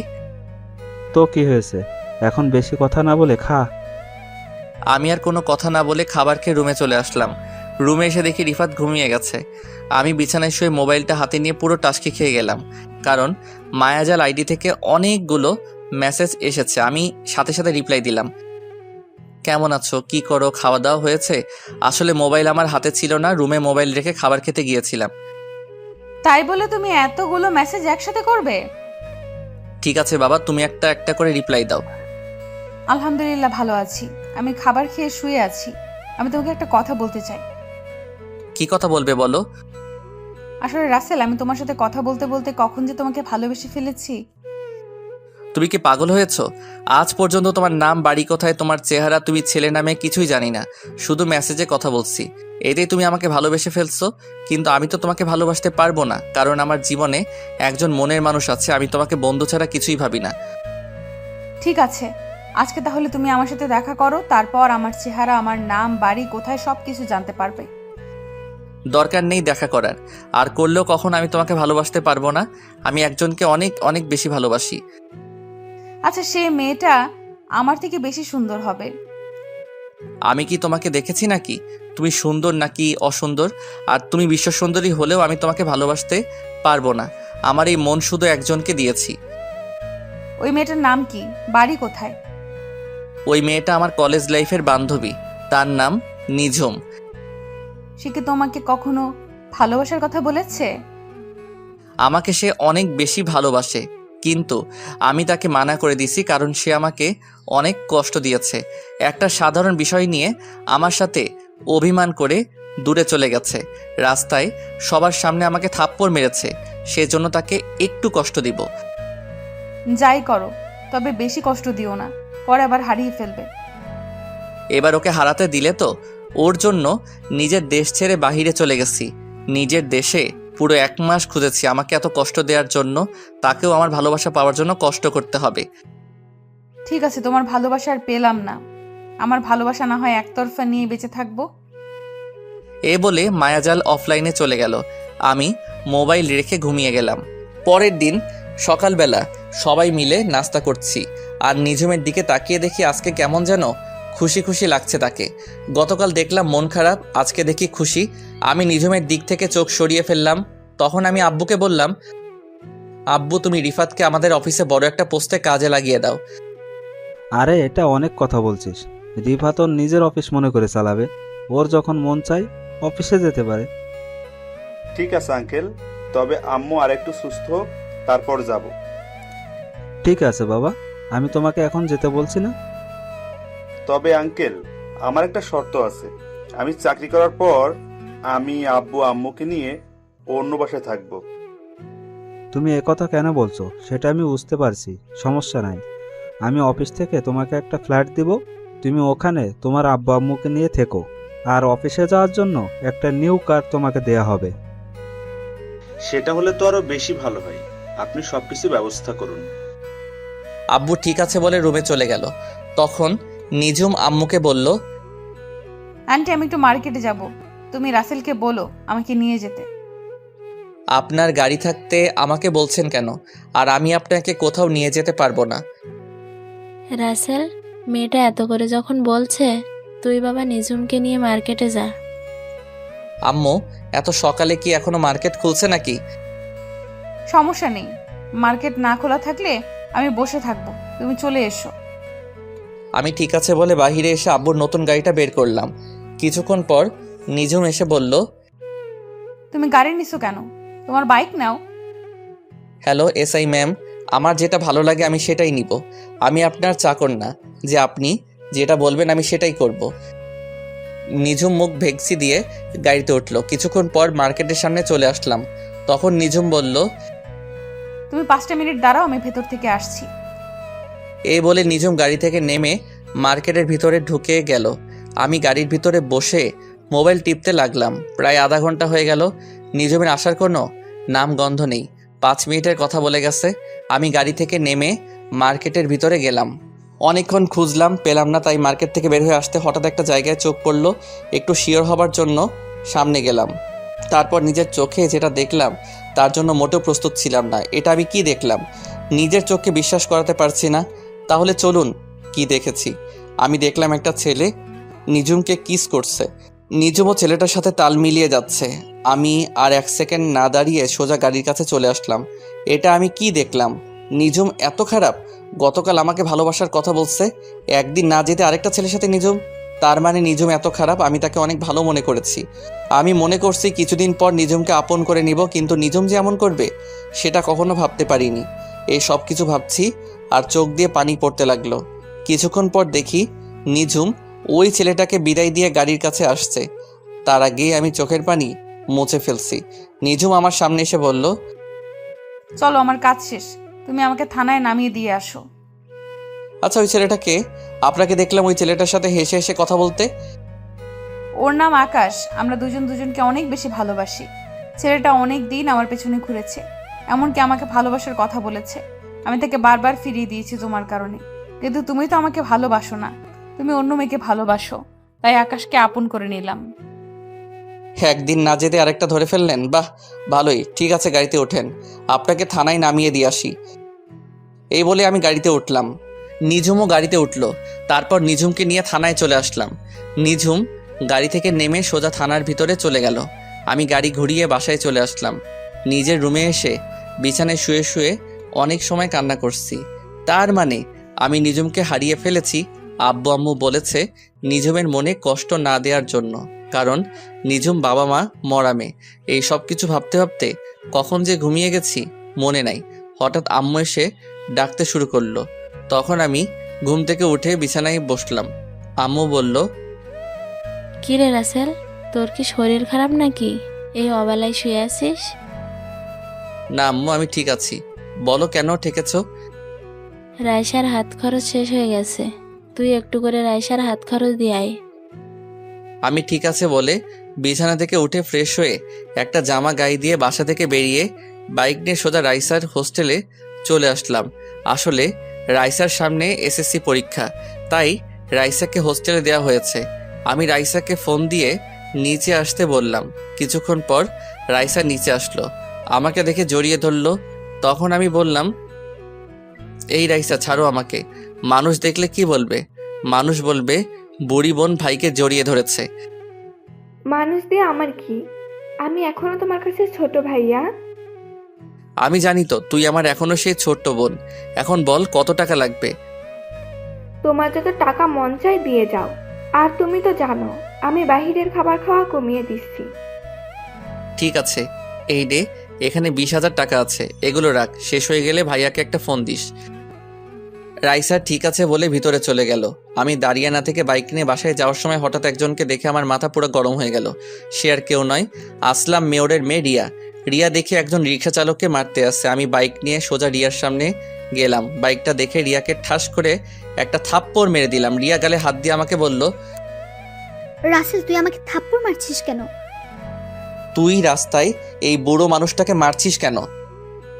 মারবো না তো কি করব? উনি আমার কাছ থেকে 50 টাকার ভাড়া 100 টাকা চাইলো কেন? চাচা, আপনি 50 টাকার ভাড়া 100 টাকা কেন চেয়েছেন? উনি মার্কেটে নিয়ে গিয়ে প্রায় 2 ঘন্টা দাঁড় করিয়ে রেখেছে। তাই আমি 50 টাকা বেশি চেয়েছি। এ কারণে মেয়েটা আমাকে মারছে। কিরে, চাচা যেটা বলছে সেটা কি সত্যি? ঠিক বলেছে, তাই বলে 50 টাকা বেশি চাইবে কেন? আমার ইচ্ছে করছে তোকে আরো কয়েকটা থাপ্পড় মারি। গরিব কি মানুষ মনে হয় না? তোর বাবার বয়সী একজন মানুষের গায়ে হাত তুলতে তোর হাতটা কাঁপলো না? না, আমার হাত কাঁপে না। এসব গরিব নোংরা মানুষদের আমি দেখতেই পারি না। দেখতে যখন পারিস না, তাহলে নোংরা মানুষের রিকশায় উঠছিস কেন? আমার গাড়িটা হঠাৎ রাস্তায় নষ্ট হয়ে যায়, তাই কোনো গাড়ি না পেয়ে ওনার রিক্সায় উঠি। তুই এখনই আমার সামনে থেকে যা, তা না হলে রাস্তায় সবার সামনে আরো কয়েকটা থাপ্পড় মারবো। তোর বাপ মেয়ের দেখে মানুষকে মানুষ মনে করিস না। ঠিক আছে, আমি যাচ্ছি, তবে তোর এই থাপ্পড়ের প্রতিশোধ আমি কিন্তু নিবই। আরে যা যা, পারলে আমার বালটা সোজা করে দেখাইস। তোর মতো মেয়েকে সোজা করতে আমি রাসেল একাই যথেষ্ট। রিয়া আর কিছু না বলে চলে গেল। তখন আমি চাচাকে কিছু টাকা দিয়ে বাসায় পাঠিয়ে দিলাম। রাস্তার সব মানুষ এতক্ষণ দাঁড়িয়ে দাঁড়িয়ে আমার কাহিনী দেখেছে। হয়তো তারা ভাবছে আমার মতো ছেলের এত সাহস কোথা থেকে আসলো। এলাকার মেয়রের মেয়ের গায়ে হাত তুলছি। তো যাই হোক, আমি বাইক নিয়ে সোজা বাসায় চলে আসলাম। বাসায় এসে নিজের রুমে চলে গেলাম। তারপর ফ্রেশ হয়ে খাবার খেয়ে রুমে চলে আসলাম। দেখতে দেখতে সপ্তাহখানিক চলে গেল। নিঝুমের সাথে এখন আগের মতো কথা বলি না, আর নিঝুমও আমার সাথে তেমন কথা বলে না, কারণ নিঝুম তার আকাশকে নিয়ে সবসময় বিজি থাকে। আমি নিজেকে অনেক কন্ট্রোল করে রাখছি। রাতে বিছানায় শুয়ে শুয়ে মোবাইল টিপতে আসি। হঠাৎ নিঝুম আমার রুমে আসলো। তখন নিঝুম আমাকে বলল, রাসেল, তোমাকে একটা কথা বলার আছে। কি কথা বলবেন? একটু তাড়াতাড়ি বলুন, আমি একটু বাহিরে যাব। আসলে আমি আকাশকে অনেক ভালোবাসি। আকাশ বলছে আঙ্কেল আন্টির কাছে আমাদের ব্যাপারে বলতে, কিন্তু আমি ভয় বলতে পারছি না। তুমি একটু আমার হয়ে বলে দাও না। সরি, আমি পারবো না, আপনারটা আপনি বলুন। প্লিজ রাসেল, আমি আকাশকে হারাতে পারবো না। আকাশের বাসায় আকাশকে বিয়ের জন্য চাপ দিচ্ছে। আমার বুকটা ফেটে যাচ্ছে নিঝুমের এমন কথা শুনে। যে মেয়ে আমাকে ভালোবাসার কথা বলে, পরের দিন আরেকটা ধরতে পারে, তাকে কিভাবে বিশ্বাস করব? তখন আমি নিঝুমকে বললাম, ঠিক আছে, আমি আব্বু আম্মুকে সময় করে বলবো, আপনি এখন আসতে পারেন। নিঝুম আর কোনো কথা না বলে আমার রুম থেকে বেরিয়ে গেল। নিঝুমের এমন কথা শুনে মনটা খারাপ হয়ে গেল, কারণ নিঝুমকে আমি অনেক ভালোবেসে ফেলেছি। কিন্তু নিঝুম আর আকাশের কাহিনীটা আমার চোখের সামনে ভেসে উঠলে নিঝুমের প্রতি ঘৃণা হয়। না, ওর মতো মেয়ের জন্য নিজেকে কষ্ট দিয়ে লাভ নেই। ও ওর মতো থাকুক, আমি আমার মতো চলি। তো যাই হোক, রাতে বাসা থেকে বেরিয়ে একটু বাইরে গেলাম। বাহিরের কাজটা সেরে আবার বাসায় চলে আসলাম। রাতে বিছানায় শুয়ে শুয়ে মোবাইল টিপতে আসি, হঠাৎ মায়াজাল থেকে মেসেজ আসলো। কেমন আছো রাসেল? কি করো? রাতের খাবার খেয়েছো? আলহামদুলিল্লাহ ভালো আছি, তুমি কেমন আছো? আর আমি এখনো রাতের খাবার খাইনি, আর একটু পরে খাবো। আলহামদুলিল্লাহ, আমিও ভালো আছি, তবে বেশি ভালো না। আর তোমার নিঝুমের সাথে প্রেম কেমন চলছে? নিঝুম আমাকে ভালোবাসার কথা বলে এখন অন্য আরেকজনকে ভালোবাসে। কি বলছো তুমি? একটা মেয়ে একদিনে কেমন করে পাল্টে গেল? সেটা তো আমিও ভাবছি, কিন্তু তাদের দুজনকে দেখে বোঝা যাচ্ছে একজন আরেকজনকে অনেক বেশি ভালোবাসে। তাহলে তুমি নিঝুমকে তোমার ভালোবাসার কথা বলে দাও। না, আমি চাই না ওর মনে কষ্ট দিতে। সে যদি আকাশ ছেলেটাকে নিয়ে সুখে থাকে, তাহলে আমি আর ওদের ভিতরে ঢুকতে চাই না। তুমি কি পারবে নিঝুমকে ছাড়া থাকতে? তোমার কষ্ট হবে না? কষ্টকে মাটি চাপা দিয়ে রেখেছি। আচ্ছা ঠিক আছে, ভালো থেকো। আমাকে খাবার খাওয়ার জন্য ডাকছে। এই বলে অফলাইনে চলে গেলাম। আমি মায়াজালের সাথে কথা বলার ফাঁকে খালা খাবার খাওয়ার জন্য ডেকে গেছে। আমি রুম থেকে বেরিয়ে খাবার টেবিলে চলে গেলাম। সবাই মিলে একসাথে খাবার খেলাম। নিঝুমকে দেখে বোঝা যাচ্ছে সে অনেক খুশি। খুশি থাকবেই না কেন? মনের মতো ভালোবাসার মানুষ পেয়েছে। আমি খাবার খেয়ে রুমে চলে আসলাম। কিছুক্ষণ পর রিফাত আমার রুমে আসলো। ও, আপনাদের তো বলতে ভুলে গেছি, রিফাত এখন আব্বুর সাথে অফিসে দেখাশোনা করে। রিফাত আমার রুমে এসে বিছানায় বসে বলল, কিরে রাসেল, তোরে দেখি সবসময় চুপচাপ থাকিস, কি হয়েছে তোর? আমার আবার কি হবে, আমি তো ঠিকই আছি। রাসেল, তুই আমার কাছে কিছু লুকাইস না, কি হয়েছে আমাকে খুলে বল। ঠিক আছে, তুই যখন বলেছিস তাহলে শোন। তারপর রিফাতকে সবকিছু খুলে বললাম। এটা আমার বিশ্বাস হচ্ছে না, নিঝুম এত খারাপ মেয়ে হতে পারে না। আমি নিজের চোখে তাদের দুজনকে কিস করতে দেখেছি। মাঝে মাঝে চোখের দেখা ভুল হয়। আমি তোকে একটা বুদ্ধি দেই, সেটা কাজে লাগিয়ে দেখতে পারিস, তাহলে বুঝতে পারবো নিজুম কি তোর সাথে অভিনয় করেছে নাকি আকাশকে সত্যি ভালোবাসে? দেখি শুনি তোর কি বুদ্ধি। তাহলে শোন, তুই একটা মেয়ে ভাড়া কর, তারপর ওই মেয়েটিকে নিয়ে সবসময় নিজুমের সামনে চলাফেরা করবি আর নিজুমের রিয়াকশন দেখবি। মেয়েটার সাথে এমন ভাবে চলবি যেন বয়ফ্রেন্ড গার্লফ্রেন্ডের মতো লাগে, তারপর বোঝা যাবে। তোর কি মনে হয় এমনটা করলে সবকিছু বুঝতে পারবো তো? 109% কাজে লাগবে, তুই ট্রাই করে দেখ। ঠিক আছে, কালকে থেকে শুরু করব। তবে মেয়ে পাবো কোথায়? হোটেলে মেয়ের অভাব আসেনি, ওখান থেকে একটা ভাড়া করে নিয়ে আসবি। তাই বলে হোটেলের মেয়ে নিয়ে আসবো? আরে মাত্র তো কিছুদিনের জন্য। ঠিক আছে, কালকে একটা মেয়ে হোটেল থেকে নিয়ে আসবো। এখন রুমে গিয়ে শুয়ে পড়। রিফাত ঠিক আছে বলে তার রুমে চলে গেল। আসলে রিফাতকে আমার পাশের রুমে দিছি, কারণ রিফাত সারা রাত নাক ডেকে ঘুমায়, তাই ওরে আমার পাশের রুমে দিছি। আপনারা আবার রিফাতকে বলে দিয়েন না। তো যাই হোক, পরের দিন সকালে সবার সাথে নাস্তা করে আমি বাসা থেকে বেরিয়ে একটা হোটেলে যাচ্ছি একটা মেয়ে ভাড়া করার জন্য। বাইক নিয়ে যাচ্ছি, হঠাৎ দেখি কিছু ছেলে একটা মেয়েকে ডিস্টার্ব করছে, তাই বাইকটা নিয়ে ওদের সামনে গেলাম। আমাকে দেখে ছেলেগুলো দৌড় দিয়ে পালিয়ে গেল। তখন মেয়েটি আমাকে বলল, আপনাকে অনেক ধন্যবাদ ভাইয়া, আপনি না আসলে ওই ছেলেগুলো আমার সাথে খারাপ কিছু করতো। তোমার নাম কি? বাসা কোথায়? ভাইয়া আমার নাম আখি, আমি কলেজে পাশের বস্তিতে থাকি। তোমার বাসা ওইদিকে, আর তুমি এদিকে কি করো? আসলে ভাইয়া আমার একটা বান্ধবীর সাথে ওর বাসায় গিয়েছিলাম। ঠিক আছে, তুমি আমার বাইকের পিছনে ওঠো, আমি তোমাকে বাসায় পৌঁছে দিচ্ছি। সমস্যা নেই ভাইয়া, আমি হেঁটে হেঁটে যেতে পারবো। তুমি ভাবলে কেমন করে আমি তোমাকে একা একা যেতে দিব? বেশি কথা না বলে আমার বাইকের পিছনে ওঠো। আখি আর কোনো কথা না বলে আমার বাইকের পিছনে উঠলো। কিছুক্ষণ পর আখির বস্তিতে চলে আসলাম। আখি বাইক থেকে নেমে বস্তির ভিতরে চলে গেল। আমি আখির পিছনে তাদের বস্তির ভিতরে ঢুকলাম। ভিতরে ঢুকে দেখি ওই রিক্সা চালক চাচার পাশে আখি মন খারাপ করে বসে আছে, আর দুজন দুজনকে বলছে, কি রে আখি, তোর বান্ধবী চাল দিয়েছে? চাল না দিলে আজকে না খেয়ে থাকতে হবে। না বাবা, ওদের চাল নাকি শেষ হয়ে গেছে। আমি অসুস্থ না হলে আজকে না খেয়ে থাকতে হতো না। পকেটে একটা টাকাও নেই, ওষুধ আনতে পারছি না। ওই দিন একটা ছেলে কিছু টাকা দিছে, ওই টাকাগুলো বাসা ভাড়া দিয়ে দিছি। চাচা আর আখির কথা শুনে মনটা খারাপ হয়ে গেল। এত কষ্টে চাচার দিন কাটছে, আমি আর দাঁড়িয়ে না থেকে বস্তি থেকে বাইরে এসে মার্কেটে চলে গেলাম। তারপর এক বস্তা চাল, ডাল, আলু, পেঁয়াজ, রসুন, গরুর মাংস, ডিম, তেল ইত্যাদি বাজার করে বস্তিতে চলে আসলাম, আর ওদের জন্য কিছু খাবার নিয়ে আসলাম। তারপর একটা ট্যাক্সি করে সব বাজারগুলো নিয়ে বস্তিতে চলে আসলাম। ট্যাক্সি ড্রাইভার আর আমি বাজারগুলো তাদের বাসায় নিয়ে গেলাম। তখন আখি বলল, আরে ভাইয়া আপনি এখানে? আর এই বাজার কার জন্য এনেছেন? এইসব বাজার তোমাদের জন্য। আমি তোমার পিছনে এসে সবকিছু শুনেছি, আর এখানে তোমার জন্য কিছু জামা নিয়ে এসেছি, আর তোমার আব্বুর জন্য ওষুধ আর এই পাঞ্জাবি আর লুঙ্গি নিয়ে আসলাম। বাবা, তোমার এই ঋণ কখনো শোধ করতে পারবো না। আপনি আমাদের জন্য এত কিছু করছেন কেন? ওই যে তুমি আমাকে ভাইয়া বলে ডাকছো, তাই তোমার ভাইয়া তোমাদের জন্য বাজার করে এনেছি। আর আখি, তুমি কি পড়াশোনা করো? এসএসসি পরীক্ষা দেইনি, কারণ আব্বু পরীক্ষার টাকা ম্যানেজ করতে পারে নাই।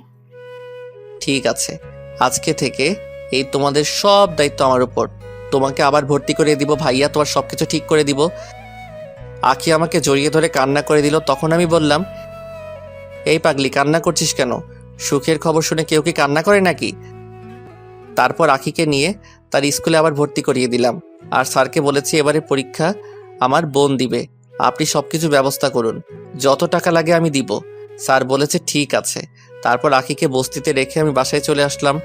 বাইক পার্কিং করে সামনে যাকে দেখলাম তাকে দেখে তো আমি পুরো অবাক হয়ে গেলাম। সামনে যাকে দেখলাম সে আর কেউ নয়, আকাশ। কিন্তু আকাশ আমাদের বাসায় কেন? আমাকে দেখে আকাশ বলল, আপনি রাসেল চৌধুরী তাই না? জি, আমি রাসেল চৌধুরী। আপনি আমাকে চিনেন? চিনি, নিজুম আমাকে আপনার কথা বলেছে। আমি আর নিজুম দুজন দুজনকে অনেক বেশি ভালোবাসি। খুব ভালো। তা আমাদের বাসায় কি মনে করে আসলেন? আসলে নিজুম আজকে থানায় যায়নি, তাই ওর খোঁজ খবর নিতে এসেছি। ও, তা কেন যায়নি থানায়? নিজুমের শরীরটা খারাপ লাগছে, তাই আজকে থানায় যায়নি। ও, তা আপনাদের ব্যবসা বাণিজ্য কেমন চলছে? আলহামদুলিল্লাহ, আপনার দোয়ায় ভালোই আছি। আচ্ছা ঠিক আছে, ভালো থাকবেন। আর একটু অফিসে যেতে হবে। আমি ঠিক আছে বলে দরজার সামনে দাঁড়িয়ে কলিং বেল চাপ দিলাম। কিছুক্ষণ পর খালা এসে দরজা খুলে দিল। বাসার ভিতরে ঢুকে নিজের রুমে চলে আসলাম। রুমে এসে বিছানায় শুয়ে মোবাইল টিপতে লাগলাম। কিছুক্ষণ পর দেখি নিঝুম আমার রুমে আসলো। নিঝুম আমার রুমে এসে বলল, সারাদিন কোথায় ছিলে?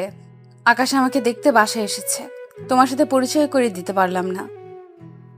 পরিচয় করিয়ে দেওয়ার দরকার নেই, আমার সাথে দেখা হয়েছে এবং পরিচয় হয়েছে। তো আকাশের সাথে কথা বলে কেমন লাগলো?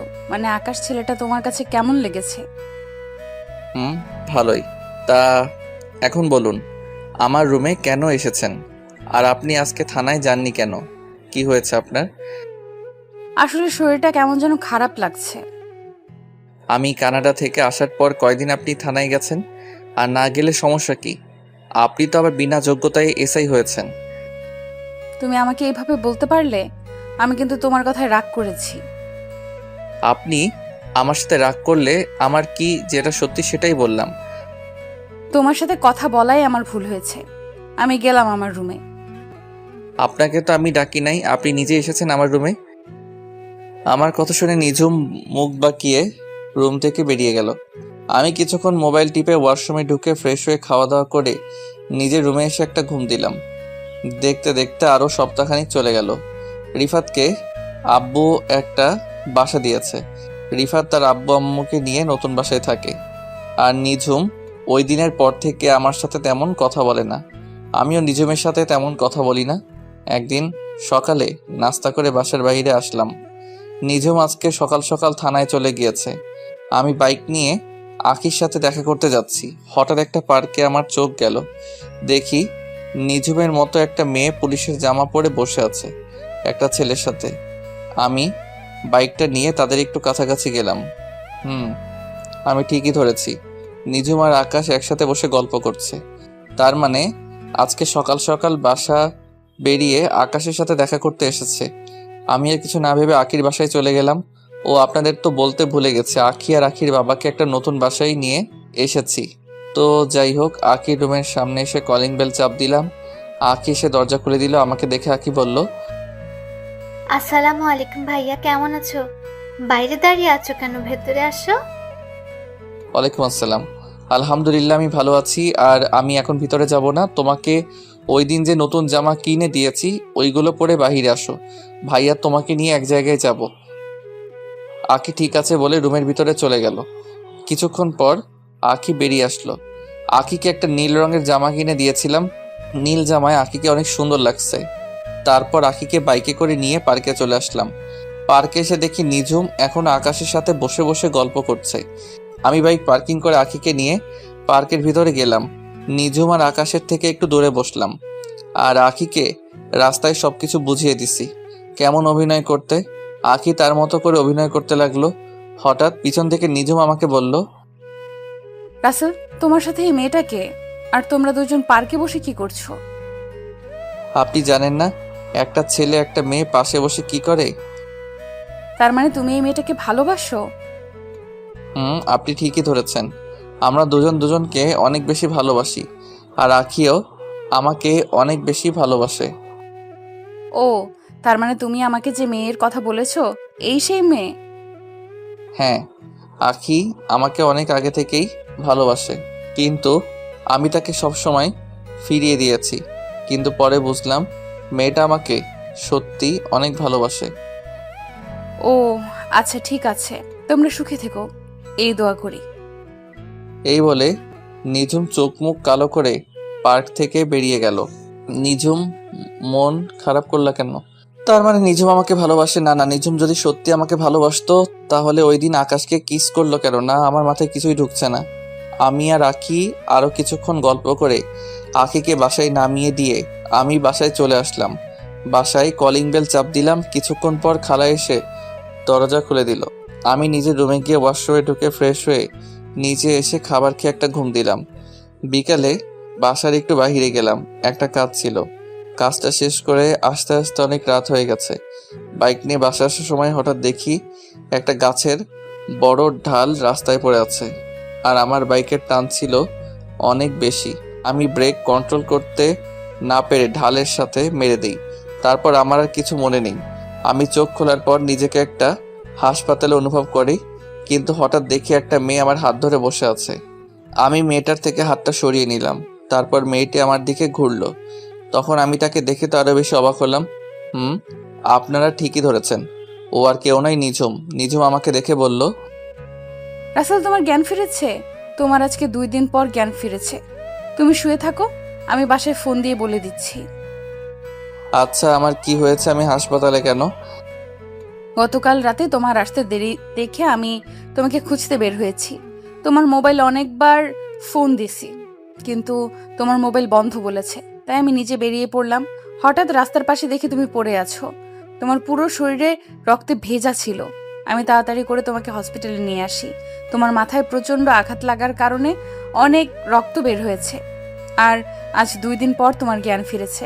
ডাক্তার বলেছে 72 ঘন্টার মধ্যে জ্ঞান না ফিরে আসলে তুমি কোমায় চলে যাবে, কিন্তু আল্লাহর রহমতে তোমার 48 ঘন্টার মধ্যেই জ্ঞান ফিরেছে।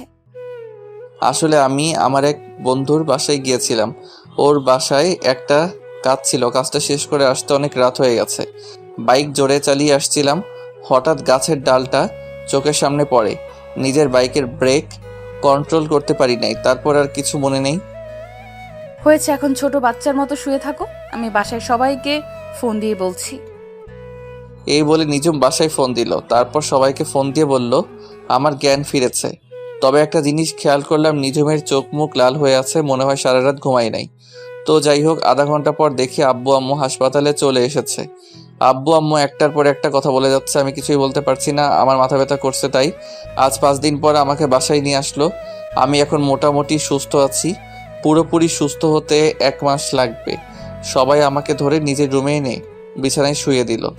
আমাকে রেস্ট নিতে বলে সবাই যার যার রুমে চলে গেল। আমি চোখ বন্ধ করে শুয়ে থাকলাম। হঠাৎ চোখ খুলে যেটা দেখলাম তার জন্য মোটেও প্রস্তুত ছিলাম না। আপনারা কি ভাবছেন নিঝুম?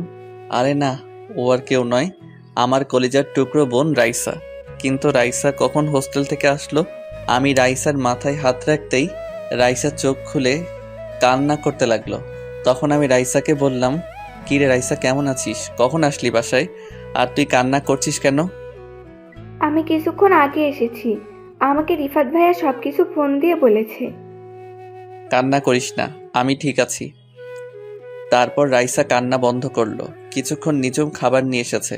তখন নিঝুম বলল, এবার 2 ভাই বোন কথা বন্ধ করে খাবার খেয়ে নাও। রাইসা তুই ফ্রেশ হয়ে আয়, আজকে তুই নিজ হাতে ভাইয়াকে খাইয়ে দিবি। আমার কথা শুনে রাইসা ওয়াশরুমে চলে গেল। নিঝুমের দিকে তাকিয়ে দেখি মুখটা কালো করে ফেলেছে। কিছুক্ষণ পর রাইসা ওয়াশরুম থেকে বেরিয়ে এসে একটা খাবার প্লেট হাতে নিয়ে আমাকে খাইয়ে দিতে লাগলো। নিঝুম আর দাঁড়িয়ে না থেকে রুম থেকে বেরিয়ে গেল। খাবার খাওয়ার পর রাইসা আমাকে ওষুধ খাইয়ে দিল। তারপর কিছুক্ষণ কথা বলে রাইসা বিদায় নিয়ে চলে গেল, কারণ রাইসার সামনে পরীক্ষা। দেখতে দেখতে 1 সপ্তাহ চলে গেল। এখন মোটামুটি সুস্থ আছি। নিঝুম যখন আমার রুমে খাবার নিয়ে আসে তখন আমি আম্মুকে ডাক দিই আমাকে খাইয়ে দেওয়ার জন্য। এতে নিঝুম অনেক কষ্ট পায়। নিঝুম প্রতিদিন থানায় যায়। আকাশ ছেলেটার সাথে কথা বলতে দেখি না, সবসময় কেমন যেন মনমরা হয়ে থাকে। ও, আপনাদের তো বলতে ভুলে গেছি, আখি মাঝে মাঝে এসে আমাকে দেখে গেছে। একদিন সকালবেলা সবাই মিলে নাস্তা করছি, তখন নিঝুম বলল, আন্টি, আমার এক বান্ধবীর বিয়ে, আমাকে অনেক জোর করে বলছে যাওয়ার জন্য। এখন তুমি বলো, আমি কি যাব? এটা আবার আমাদের জিজ্ঞেস করা লাগে? তবে তুমি একা যাওয়ার দরকার নেই, সাথে কাউকে নিয়ে যাও। তাহলে রাসেল, তুমি নিঝুমের সাথে যাও। মেয়েটা একা একা যাবে? আম্মু, উনি একজন থানার এসআই, ওনার তো ভয় পাওয়ার কথা। উনি তো সাথে পুলিশ নিয়ে যেতে পারে। আর একটা কথা, আমি বিনা দাওয়াতে কোথাও যাই না। ফারিয়া তোমাকে সাথে করে নিয়ে যেতে বলছে। আপনি কোন ফারিয়ার কথা বলছেন? আমি ফারিয়া নামে কাউকে চিনি না। তুমি এই কয় বছরে ফারিয়াকে ভুলে গেছো? আমরা তো 3জন বান্ধবী একসাথে থাকতাম, রিয়া, ফারিয়া এবং আমি। হ্যাঁ, চিনতে পারছি। ওই দেমাগি মেয়ের বিয়েতে আমি যাব না, যে মানুষকে মানুষ মনে করে না। যে দুই মেয়ে আপনার বান্ধবী, তাদের ভিতরে অহংকারে ভরা। রিয়া অহংকারী, কিন্তু ফারিয়া আগের থেকে অনেক চেঞ্জ হয়ে গেছে, তাই তো সে তোমাকে নিয়ে যেতে বলছে। আমি যাব না। আপনি পারলে সাথে পুলিশ নিয়ে যান। বাবা রাসেল, মেয়েটা যখন এত করে বলছে তাহলে ওর সাথে যা। মানুষ সব সময় একরকম থাকে না। ঠিক আছে, শুধু তোমার কথাই যাব। তবে বিয়ে বাড়িতে আমাকে কোনো উপদেশ দিতে পারবে না। আমি আমার মতো থাকব। ঠিক আছে, আমি তোমাকে কোনো উপদেশ দিব না, তুমি তোমার মতো করে থাকো। ঠিক আছে, তাহলে কোন সময় যাবেন? সন্ধ্যায় ওর বাসায় যাব। আমি থানায় বলে আসতে হবে এবং সব কিছু তাদের বুঝিয়ে দিয়ে আসতে হবে। আমি ঠিক আছে বলে নিজের রুমে চলে আসলাম। রুমে এসে একটা জামা গায়ে দিয়ে বাসা থেকে বেরিয়ে বাইক নিয়ে মার্কেটে গেলাম। মার্কেট থেকে একটা উপহার কিনে নিলাম। উপহার কিনে বাসায় চলে আসলাম। এবার আসি ফারিয়ার কথায়। ফারিয়া মেয়েটার সাথে আমি তেমন কথা বলতাম না। মেয়েটা একটু দেমাগি, গরিবদের দু চোখে দেখতে পারতো না, সব সময় বাবার ক্ষমতায় চলতো। আমার নামে অনেক মিথ্যা কথা বলছে নিঝুমের কাছে, কিন্তু নিঝুম তার কথায় দাম দেয় নাই। তো যাই হোক, সন্ধ্যায় রেডি হয়ে রুম থেকে বেরিয়ে নিচে আসলাম। কিছুক্ষণ পর নিঝুম সিঁড়ি দিয়ে নিচে নেমে আসলো, কিন্তু নিঝুমকে দেখে আমি তো পুরো অবাক হয়ে গেলাম, কারণ নিঝুম বোরখা পরেছে। নিঝুম নিচে এসে আমাকে বলল, এভাবে তাকিয়ে আছো কেন? না মানে আপনি হঠাৎ বোরখা পরলেন যে? কেউ কারো বিয়েতে গেল তো অনেক সাজুগুজু করে, আপনি তো কিছুই করলেন না। আমার সাজুগুজু করতে ভালো লাগে না, তাই বোরকা পরে আসলাম। এটা কবে থেকে? আমি তো আজকে প্রথম আপনাকে বোরখা পরতে দেখলাম। আমি আজকে থেকে সব সময় বোরকা পরে বের হব। তাহলে কি ডিউটির সময় বোরখা পরে থাকবেন নাকি? ও ডিউটির সময় সব সময় যতটুকু সম্ভব মেনটেন করে চলবো। ঠিক আছে, এখন বের হন। এই বলে আমি বাসা থেকে বেরিয়ে আসলাম। আব্বু আগেই বলে দিয়েছে গাড়ি নিয়ে যেতে, তাই আব্বুর নতুন গাড়িটা বের করলাম। নিঝুম বাসা থেকে বেরিয়ে গাড়িতে উঠলো। আমি গাড়ি চালাতে লাগলাম। তখন আমি নিঝুমকে বললাম, আচ্ছা, কিছুদিন ধরে লক্ষ্য করলাম আকাশ ছেলেটার সাথে আপনি কথা বলেন না, সব সময় কেমন যেন মন মরা হয়ে থাকেন। আপনি চাইলে তো আকাশকে সাথে করে নিয়ে যেতে পারতেন। আকাশের সাথে আমার ব্রেকআপ হয়ে গেছে। আকাশ ছেলেটার চলাচল আমার কাছে ভালো লাগে না। হঠাৎ কি এমন হলো যে আকাশ ছেলেটাকে আপনার ভালো লাগে না? আপনি তো তাকে অনেক বেশি ভালোবাসেন। সেটা অনেক কাহিনী, তোমাকে পরে এক সময় বলবো। তা আখির সাথে তোমার প্রেম কেমন চলছে? সেটা চলছে ভালোই। মেয়েটা সত্যি অনেক ভালো, আমার খোঁজ খবর নেয় সব সময়। ওর মতো মেয়েই হয় না। নিঝুম আর কোনো কথা বলল না, চুপ করে বসে আছে। আমিও আমার মতো করে গাড়ি চালাতে লাগলাম। কিছুক্ষণ পর ফারিয়াদের বাসায় চলে আসলাম। বাড়িটা অনেক সুন্দর করে সাজিয়েছে। নিঝুম গাড়ি থেকে নেমে দাঁড়ালো। আমি গাড়ি পার্কিং করে নিঝুমের সাথে ভিতরে গেলাম। হঠাৎ কোথা থেকে ফারিয়া দৌড়ে এসে নিঝুমকে জড়িয়ে ধরল। তারপর বলতে লাগলো, কি রে, কেমন আছিস? তোর আসতে এত দেরি হলো কেন? এসআই বান্ধবী তাহলে বুঝি আসলো আমার বাসায়? তুই এত করে বলছিস, না এসে বুঝি পারি? বল কেমন আছিস? আমি তোকে অনেক বেশি ভালো আছি। আর রাসেল, তুমি কেমন আছো? এখনো কি আমার উপর রাগ করে আছো? আমি ভালো আছি। রাগ করে কি হবে? আপনি তো আগের থেকে অনেক চেঞ্জ হয়ে গেছেন। আপনার জন্য আমার তরফ থেকে ছোট্ট উপহার। ধন্যবাদ। তো এখানে দাঁড়িয়ে থাকবি? চল ভেতরে চল, আব্বু আম্মুর সাথে দেখা করবি। সেটা তো করবো, কিন্তু তুই হলুদের শাড়ি পরে এখানে আসলি কেন? তোকে দূর থেকে দেখে বসে থাকতে পারি নাই, উঠে চলে আসলাম। হয়েছে, এখন চল তোর আব্বু আম্মুর সাথে দেখা করে আসি। রাসেল, তুমি কি যাবে আমাদের সাথে? না, তোমরা যাও, আমি একটু চারপাশ ঘুরে দেখি।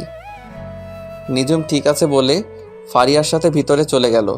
আমি ফারিয়াদের বাসার চারপাশ ঘুরে দেখতে লাগলাম। কিছুক্ষণ পর হঠাৎ মোবাইলে একটা মেসেজ আসলো। মোবাইল হাতে নিয়ে দেখি মায়াজাল আইডি থেকে মেসেজ আসলো। নীল রঙের পাঞ্জাবিতে তোমাকে অনেক সুন্দর লাগছে, বিয়ে বাড়িতে মেয়েরা দেখলে পাগল হয়ে যাবে। তুমি জানলে কেমন করে? আমি যে নীল পাঞ্জাবি পরেছি আর আমি বিয়ে বাড়িতে এসেছি? কারণ তুমি যার বিয়েতে এসেছো সে আমার বান্ধবী। তার মানে তুমি এই বিয়ে বাড়িতে আছো? তাহলে সামনে আসো, তোমাকে সামনাসামনি দেখি। সময় হলে একদিন ঠিকই তোমার সামনে যাব। আর হ্যাঁ, তোমার সামনে থাকলে কানের নিচে একটা ফোঁটা দিয়ে দিতাম, যেন কোনো মেয়ের নজর না দেয়। তাই নাকি? তা সেই সময়টা কোন সময় আসবে? অপেক্ষা করো, খুব তাড়াতাড়ি তোমার সামনে আসবো। ভালো থেকো, পরে কথা হবে। এই বলে মায়াজাল অফলাইনে চলে গেল। আমি একটা চেয়ারে বসে মোবাইল টিপতে লাগলাম। হঠাৎ একটা জায়গায় চোখ পড়ল। দেখি নিজুম একটা ছেলের সাথে হেসে হেসে কথা বলছে। তার গায়ে এখন আর বোরখা নেই। ও আরেকটি কথা, নিজুম গাড়ি থেকে নেমে মুখের নেকআপ সরিয়ে ফেলছে। এমনভাবে ছেলেটার সাথে কথা বলছে যেন অনেক দিনের চেনা। আমি তাদের দিকে না তাকিয়ে নিজের মতো করে মোবাইল টিপতে লাগলাম। দেখতে দেখতে অনুষ্ঠান শুরু হয়ে গেল। যে যার মতো করে ফারিয়াকে খাইয়ে দিচ্ছে এবং মুখে হলুদ লাগিয়ে দিচ্ছে। কিছুক্ষণ পর নিজুম ওই ছেলেটাকে নিয়ে স্টেজে উঠল। আমি মনে করছিলাম নিজুম আমাকে নিয়ে উঠবে, কিন্তু আমার ধারণা ভুল প্রমাণিত করে ওই ছেলেটাকে নিয়ে উঠল। দুজনে মিলে অনেক মজা করে ফারিয়াকে খাইয়ে দিল। হঠাৎ কোথা থেকে একটা মেয়ে আমার সামনে এসে বলল, হাই, আমি আরোহী। তোমাকে অনেকক্ষণ দেখলাম এইভাবে চেয়ারে বসে আসছো। তোমার সাথে কেউ নেই? আছে, ওই যে স্টেজে যে ম্যাডামকে দেখছো, ওনার বডিগার্ড হয়ে এসেছি। আর আমি রাসেল। তুমি দেখতে অনেক সুন্দর। একটা কথা বলি, রাখবে? ঠিক আছে, রাখার মতো হলে অবশ্যই রাখবো। আমার সাথে কেউ নেই, আমার সাথে স্টেজে উঠবে? প্লিজ মানা করো না। আমি ঠিক আছে বলে আরোহীর সাথে স্টেজে উঠলাম। নিজুমের চোখ মুখ লাল হয়ে আছে। আমি নিজুমের থেকে চোখ সরিয়ে ফারিয়ার পাশে গিয়ে বসলাম। তখন ফারিয়া বলল, কি রে আরোহী, তুই রাসেলকে চিনিস? দুজনে একসাথে আসলি। ওনাকে চিনি না, তবে মাত্র পরিচয় হলো। তার মানে তুমিও রাসেলকে চিনো? চিনবো না কেন? রাসেল আর আমি একসাথে কলেজে পড়ছি। কিন্তু রাসেল বলল ও নাকি তোমার এসআই বান্ধবী। রাসেল তোর সাথে মজা করছে। রাসেল কলেজেও সবার সাথে একটু বেশি দুষ্টুমি করতো। হয়েছে, এবার কথা বলা বন্ধ করে হা করেন। এখনো অনেক লোক বাকি আছে। এই বলে আমি ফারিয়ার হাতে একটু হলুদ লাগিয়ে দিলাম, তারপর মিষ্টি খাইয়ে দিলাম। হঠাৎ মনে পড়ল আরোহীর সাথে একটু দুষ্টুমি করি। আমি এক টুকরো মিষ্টি আরোহীর মুখের উপর ধরলাম। আরোহী হা করার সাথে সাথে আমার মুখে ঢুকিয়ে দিলাম। মেহমান সবাই হাসতে লাগলো, শুধু একজন ছাড়া। সেই মানুষটাকে আপনারা ভালো করে জানেন। সব কিছু শেষ করে আমি স্টেজ থেকে নেমে আসলাম। হঠাৎ নিজুম আমার হাত ধরে ছাদে নিয়ে গেল। তারপর নিজুম এমন কিছু করবে সেটা দেখে আমার মাথা পুরো গরম হয়ে গেল। নিজুম আমাকে ছাদে নিয়ে আমার ঠোঁটের সাথে ঠোঁট লাগিয়ে কিস করতে লাগলো। আমি নিজুমকে জোর করে ছাড়িয়ে ঠাস করে 2টা থাপ্পড় মেরে দিলাম। তারপর আমি বলতে লাগলাম, তোর সাহস কি করে হয় আমাকে কিস করার? রাসেল, আমি তোমাকে ভালোবাসি। আমি তোমাকে অন্য মেয়ের সাথে সহ্য করতে পারি না। তোর মতো মেয়ের মুখে ভালোবাসা মানায় না। তুই একটা খারাপ মেয়ে। তোর একটা দিয়ে হয় না, তোর 4-5টা লাগে। তুমি আমাকে এমন কথা বলতে পারলে? আমি কোন দিক দিয়ে তোমার কাছে খারাপ? সেটা তুই ভালো করে জানিস। তোকে নতুন করে বলতে পারবো না, তুই চিন্তা করে দেখ। না, আজকে তোমাকে বলতে হবে। আমার জানা মতে আমি কোনো খারাপ কাজ করি নাই। তাই নাকি? আকাশের সাথে কিস করা, আকাশের সাথে প্রতিদিন মোবাইলে যে রোমান্টিক কথাগুলো বলছিস, যেটা মুখ দিয়ে প্রকাশ করার মতো না, এখন আকাশকে ছেড়ে দিয়ে নতুন আরেকটা ধরছিস, তারপরেও বলবি তুই ভালো মেয়ে? তারপরেও বলবো আমি ভালো মেয়ে। এতদিন যা কিছু হয়েছে সবকিছু অভিনয়। আর কত কথা লুকাবি? আর তোর মতো মেয়েকে আমি ভালোবাসতে পারবো না। আমি আকিকে ভালোবাসি। না, তুমি আমাকে ছাড়া অন্য কাউকে ভালোবাসতে পারবে না। তুমি শুধু আমার। আজকে তোমাকে সবকিছু খুলে বলবো। আমাকে সবকিছু খুলে বলবি মানে? যা বলবি সোজাসুজি করে বল।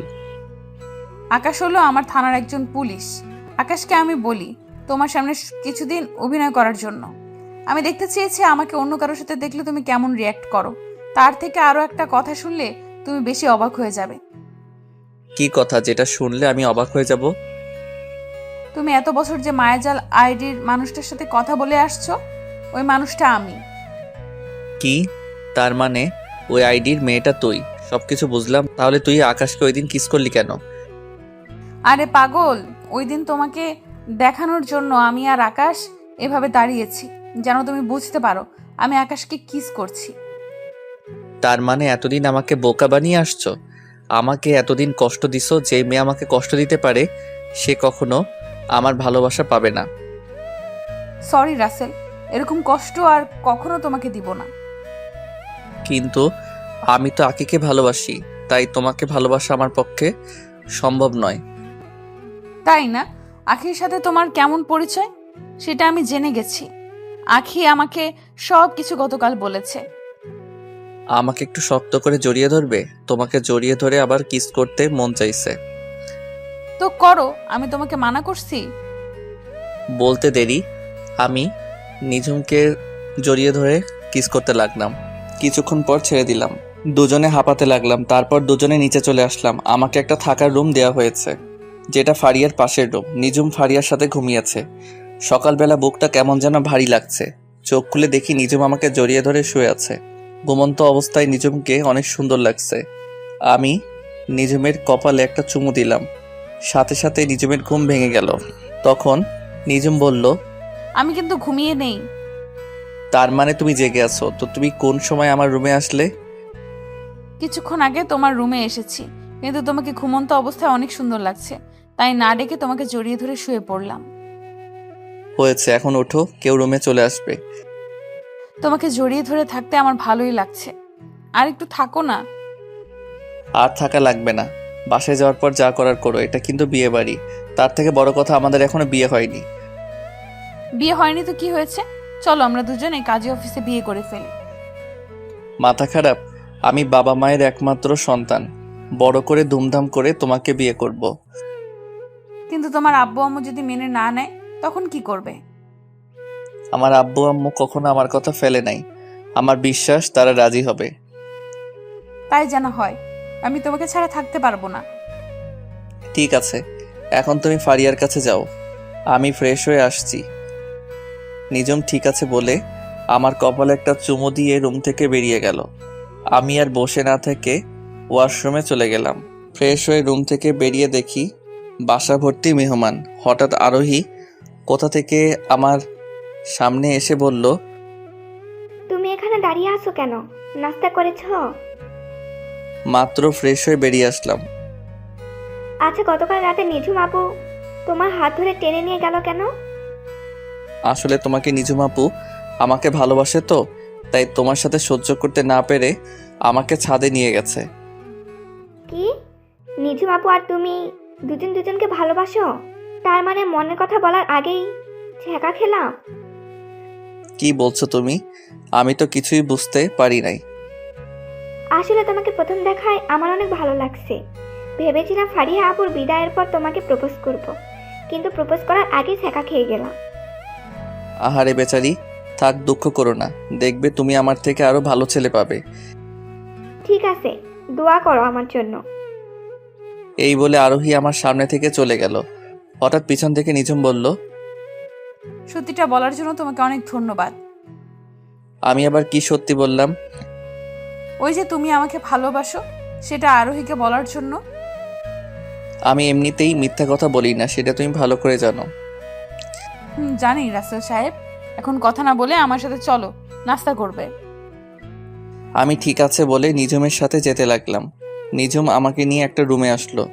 রুমে এসে দেখি অনেক আইটেমের নাস্তা একটা টেবিলের উপর সাজিয়ে রেখেছে, আর দুজনে বসে নাস্তা করে নিলাম।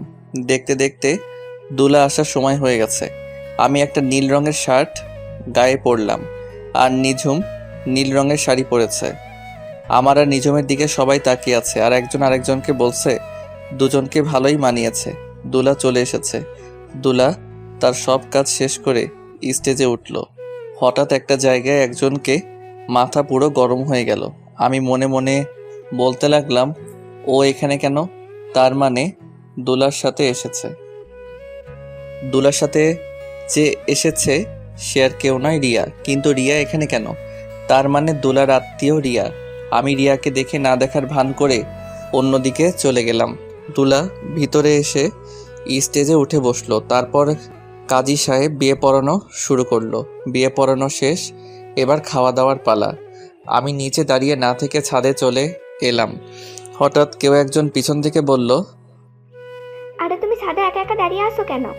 নিজু বাবু তো আমাকে খুঁজতে আসে নিশ্চয়ই। বাড়ি ভর্তি মেহমান, নিচে ভালো লাগছে না তাই ছাদে আসলাম। ও চলো, খাবার খাবে না? তুমি যাও, আমি একটু পরে আসতেছি। আরোহী ঠিক আছে বলে নিচে নেমে গেল। আমি কিছুক্ষণ পর ছাদ থেকে নিচে নেমে আসলাম।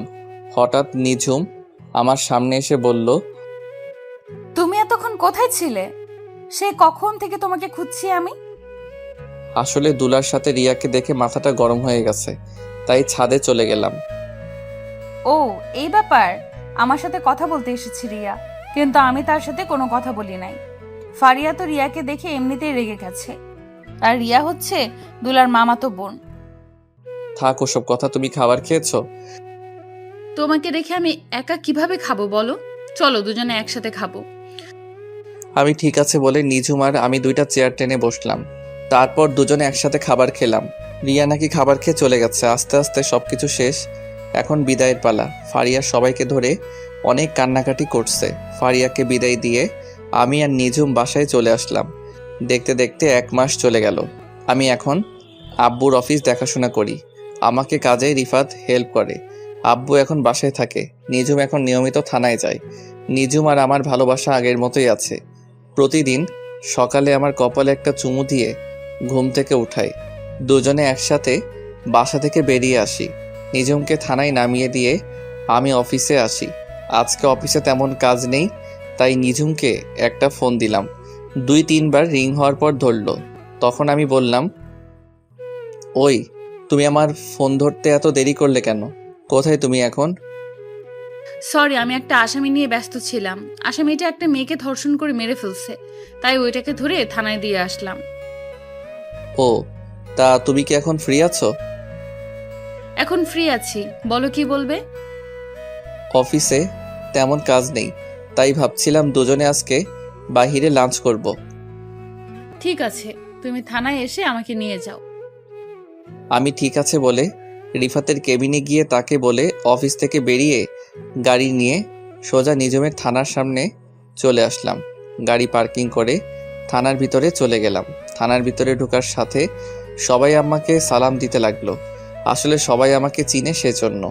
আমি থানার ভিতরে ঢুকে নিঝুমের কেবিনের সামনে গিয়ে বললাম, আমি কি ভিতরে আসতে পারি এসআই ম্যাম?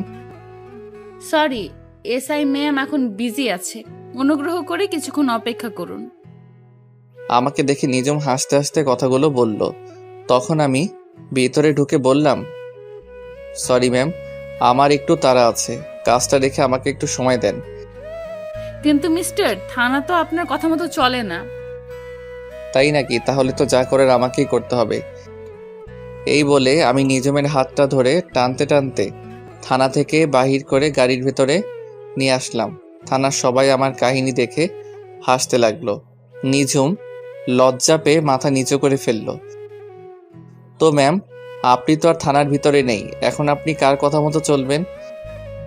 এখন আমার এই জানটার কথা মতো চলবো। এবার তাহলে লক্ষ্মী মেয়ের মতো বসে থাকেন। এই বলে আমি গাড়ি নিয়ে একটা রেস্টুরেন্টের সামনে গিয়ে দাঁড়ালাম। গাড়ি থেকে নেমে দুজনে রেস্টুরেন্টের ভিতরে গেলাম। খাবার খেয়ে নিঝুমকে থানায় নামিয়ে দিয়ে আমি অফিসে চলে আসলাম। দেখতে দেখতে আরও 1 মাস চলে গেল। আমি এখন একটা গোডাউনের ভিতরে বসে আছি। কিছুক্ষণ পর আমার লোক রিয়া এবং মেয়র বেঁধে আমার সামনে নিয়ে আসলো। তখন রিয়া আমাকে দেখে বলল, রাসেল তুমি এখানে? আমাকে আর বাবাকে ধরে নিয়ে এসেছো কেন? তুই জানিস না আমার বাবা একজন মেয়র? আমি সব জানি। আমার কয়টা মাস চলে গেছে তোদের ধরতে। অনেক চেষ্টা করেছি ধরার জন্য, দিনরাত অনেক পরিশ্রম করছে, কিন্তু পারি নাই। আজকে সফল হয়েছি। তুই আমাদের এখানে ধরে এনেছিস কেন? তুই জানিস আমার একটা ফোনে তোকে দুনিয়া থেকে বিদায় করে দিতে পারি। সেটা আপনি কখনো পারবেন না। আর আপনি হয়তো এটা জানেন না, আপনি মেয়ের হয়ে যা সম্পদ আছে তার থেকে 3 ডাবল সম্পদ আমাদের আছে, কিন্তু তা নিয়ে আমরা কখনো অহংকার করি না। তাহলে আমাদের এখানে ধরে এনেছিস কেন? কারণ আপনি এবং আপনার মেয়ে অনেক বড় অপরাধ করছেন, সেটার প্রতিশোধ নিতে আপনাদের এখানে ধরে আনা হয়েছে। প্রতিশোধ নিতে মানে? আমরা তোর সাথে কি করেছি? আমার সাথে করিস নাই, তুই এবং তোর বাপ মিলে রিফাত এবং রিফাতের আব্বুর সাথে কি করছিস একটু ভেবে দেখ তো। যা করেছি রিফাতের সাথে করেছি, তোর সাথে তো কিছু করিনি। তুই আমাদের ধরে এনেছিস কেন? রিফাতের সাথে করা মানে আমার সাথে করা এক কথা, কারণ রিফাত আমার কলিজার টুকরা বন্ধু। তোরা বাপ মেয়ে মিলে ওদের যে অবস্থা করছিস সেটা এখন আমি তোদের সাথে করব। ওসব কিছু ভুলে যাও, এখন বলো তুমি কত টাকা চাও, আমি তোমাকে তাই দিব। আমার না টাকার লোভ নেই, আমি আপনাদের কাছে অন্য একটা জিনিস চাইব, দিবেন? তুমি কি চাও বলো, তুমি যা চাইবে আমি সেটাই দিব।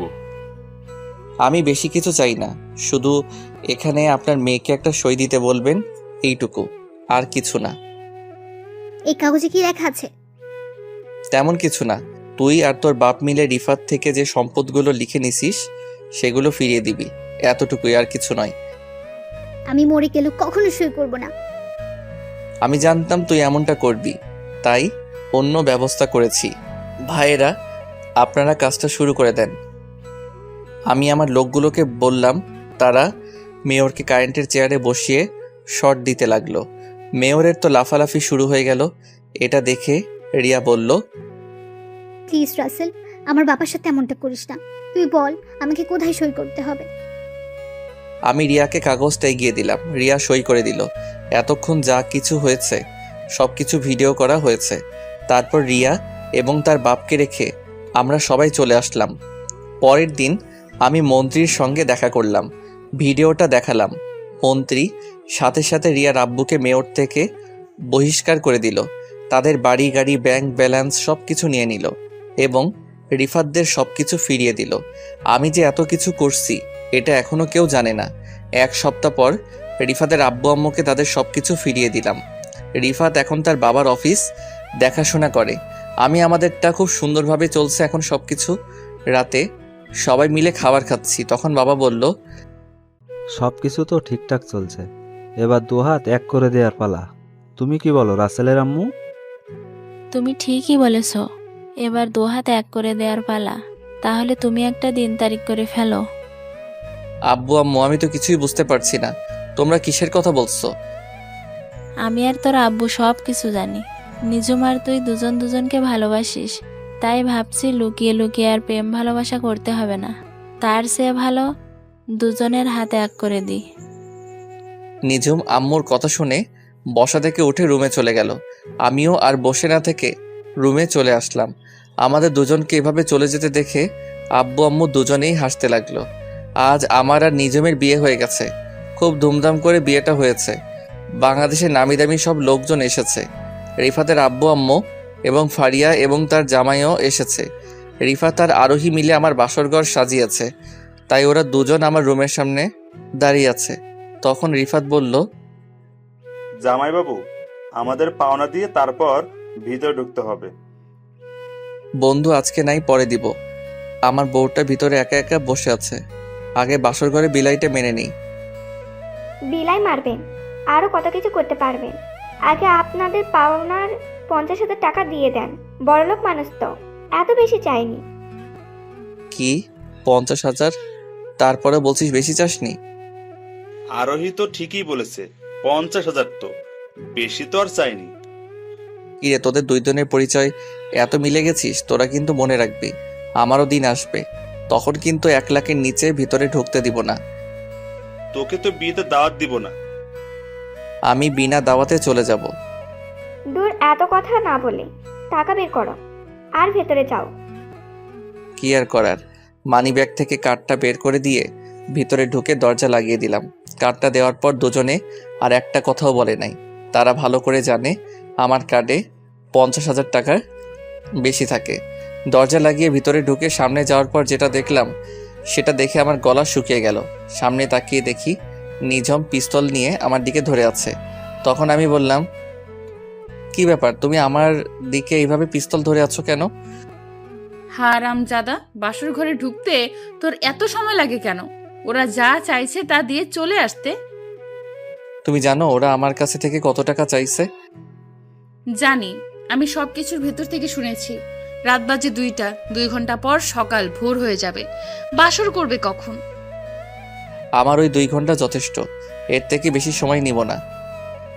কিন্তু তোমাকে তো আজকে বাসর করতে দিব না। তুমি ভেতরে দেরি করে এসেছো, তাই আজকে পুরো রাত আমার পা টিপতে হবে তোমাকে। সরি কলিজা, এই রাতের জন্য মাফ করে দাও। এই রাত একবার আসে। আমি কোনো কথা শুনতে চাই না। ওয়াশরুমে ঢুকে অজু করে আসো। দুজনে আগে 2 রাকাত নফল নামাজ আদায় করে আসি। কি আর করার, এসআই বউ বলে কথা। অজু করে দুজনে 2 রাকাত নফল নামাজ আদায় করলাম। নিঝুম বিছানায় শুয়ে পড়ল আর আমাকে বলল তার পা টিপে দেওয়ার জন্য।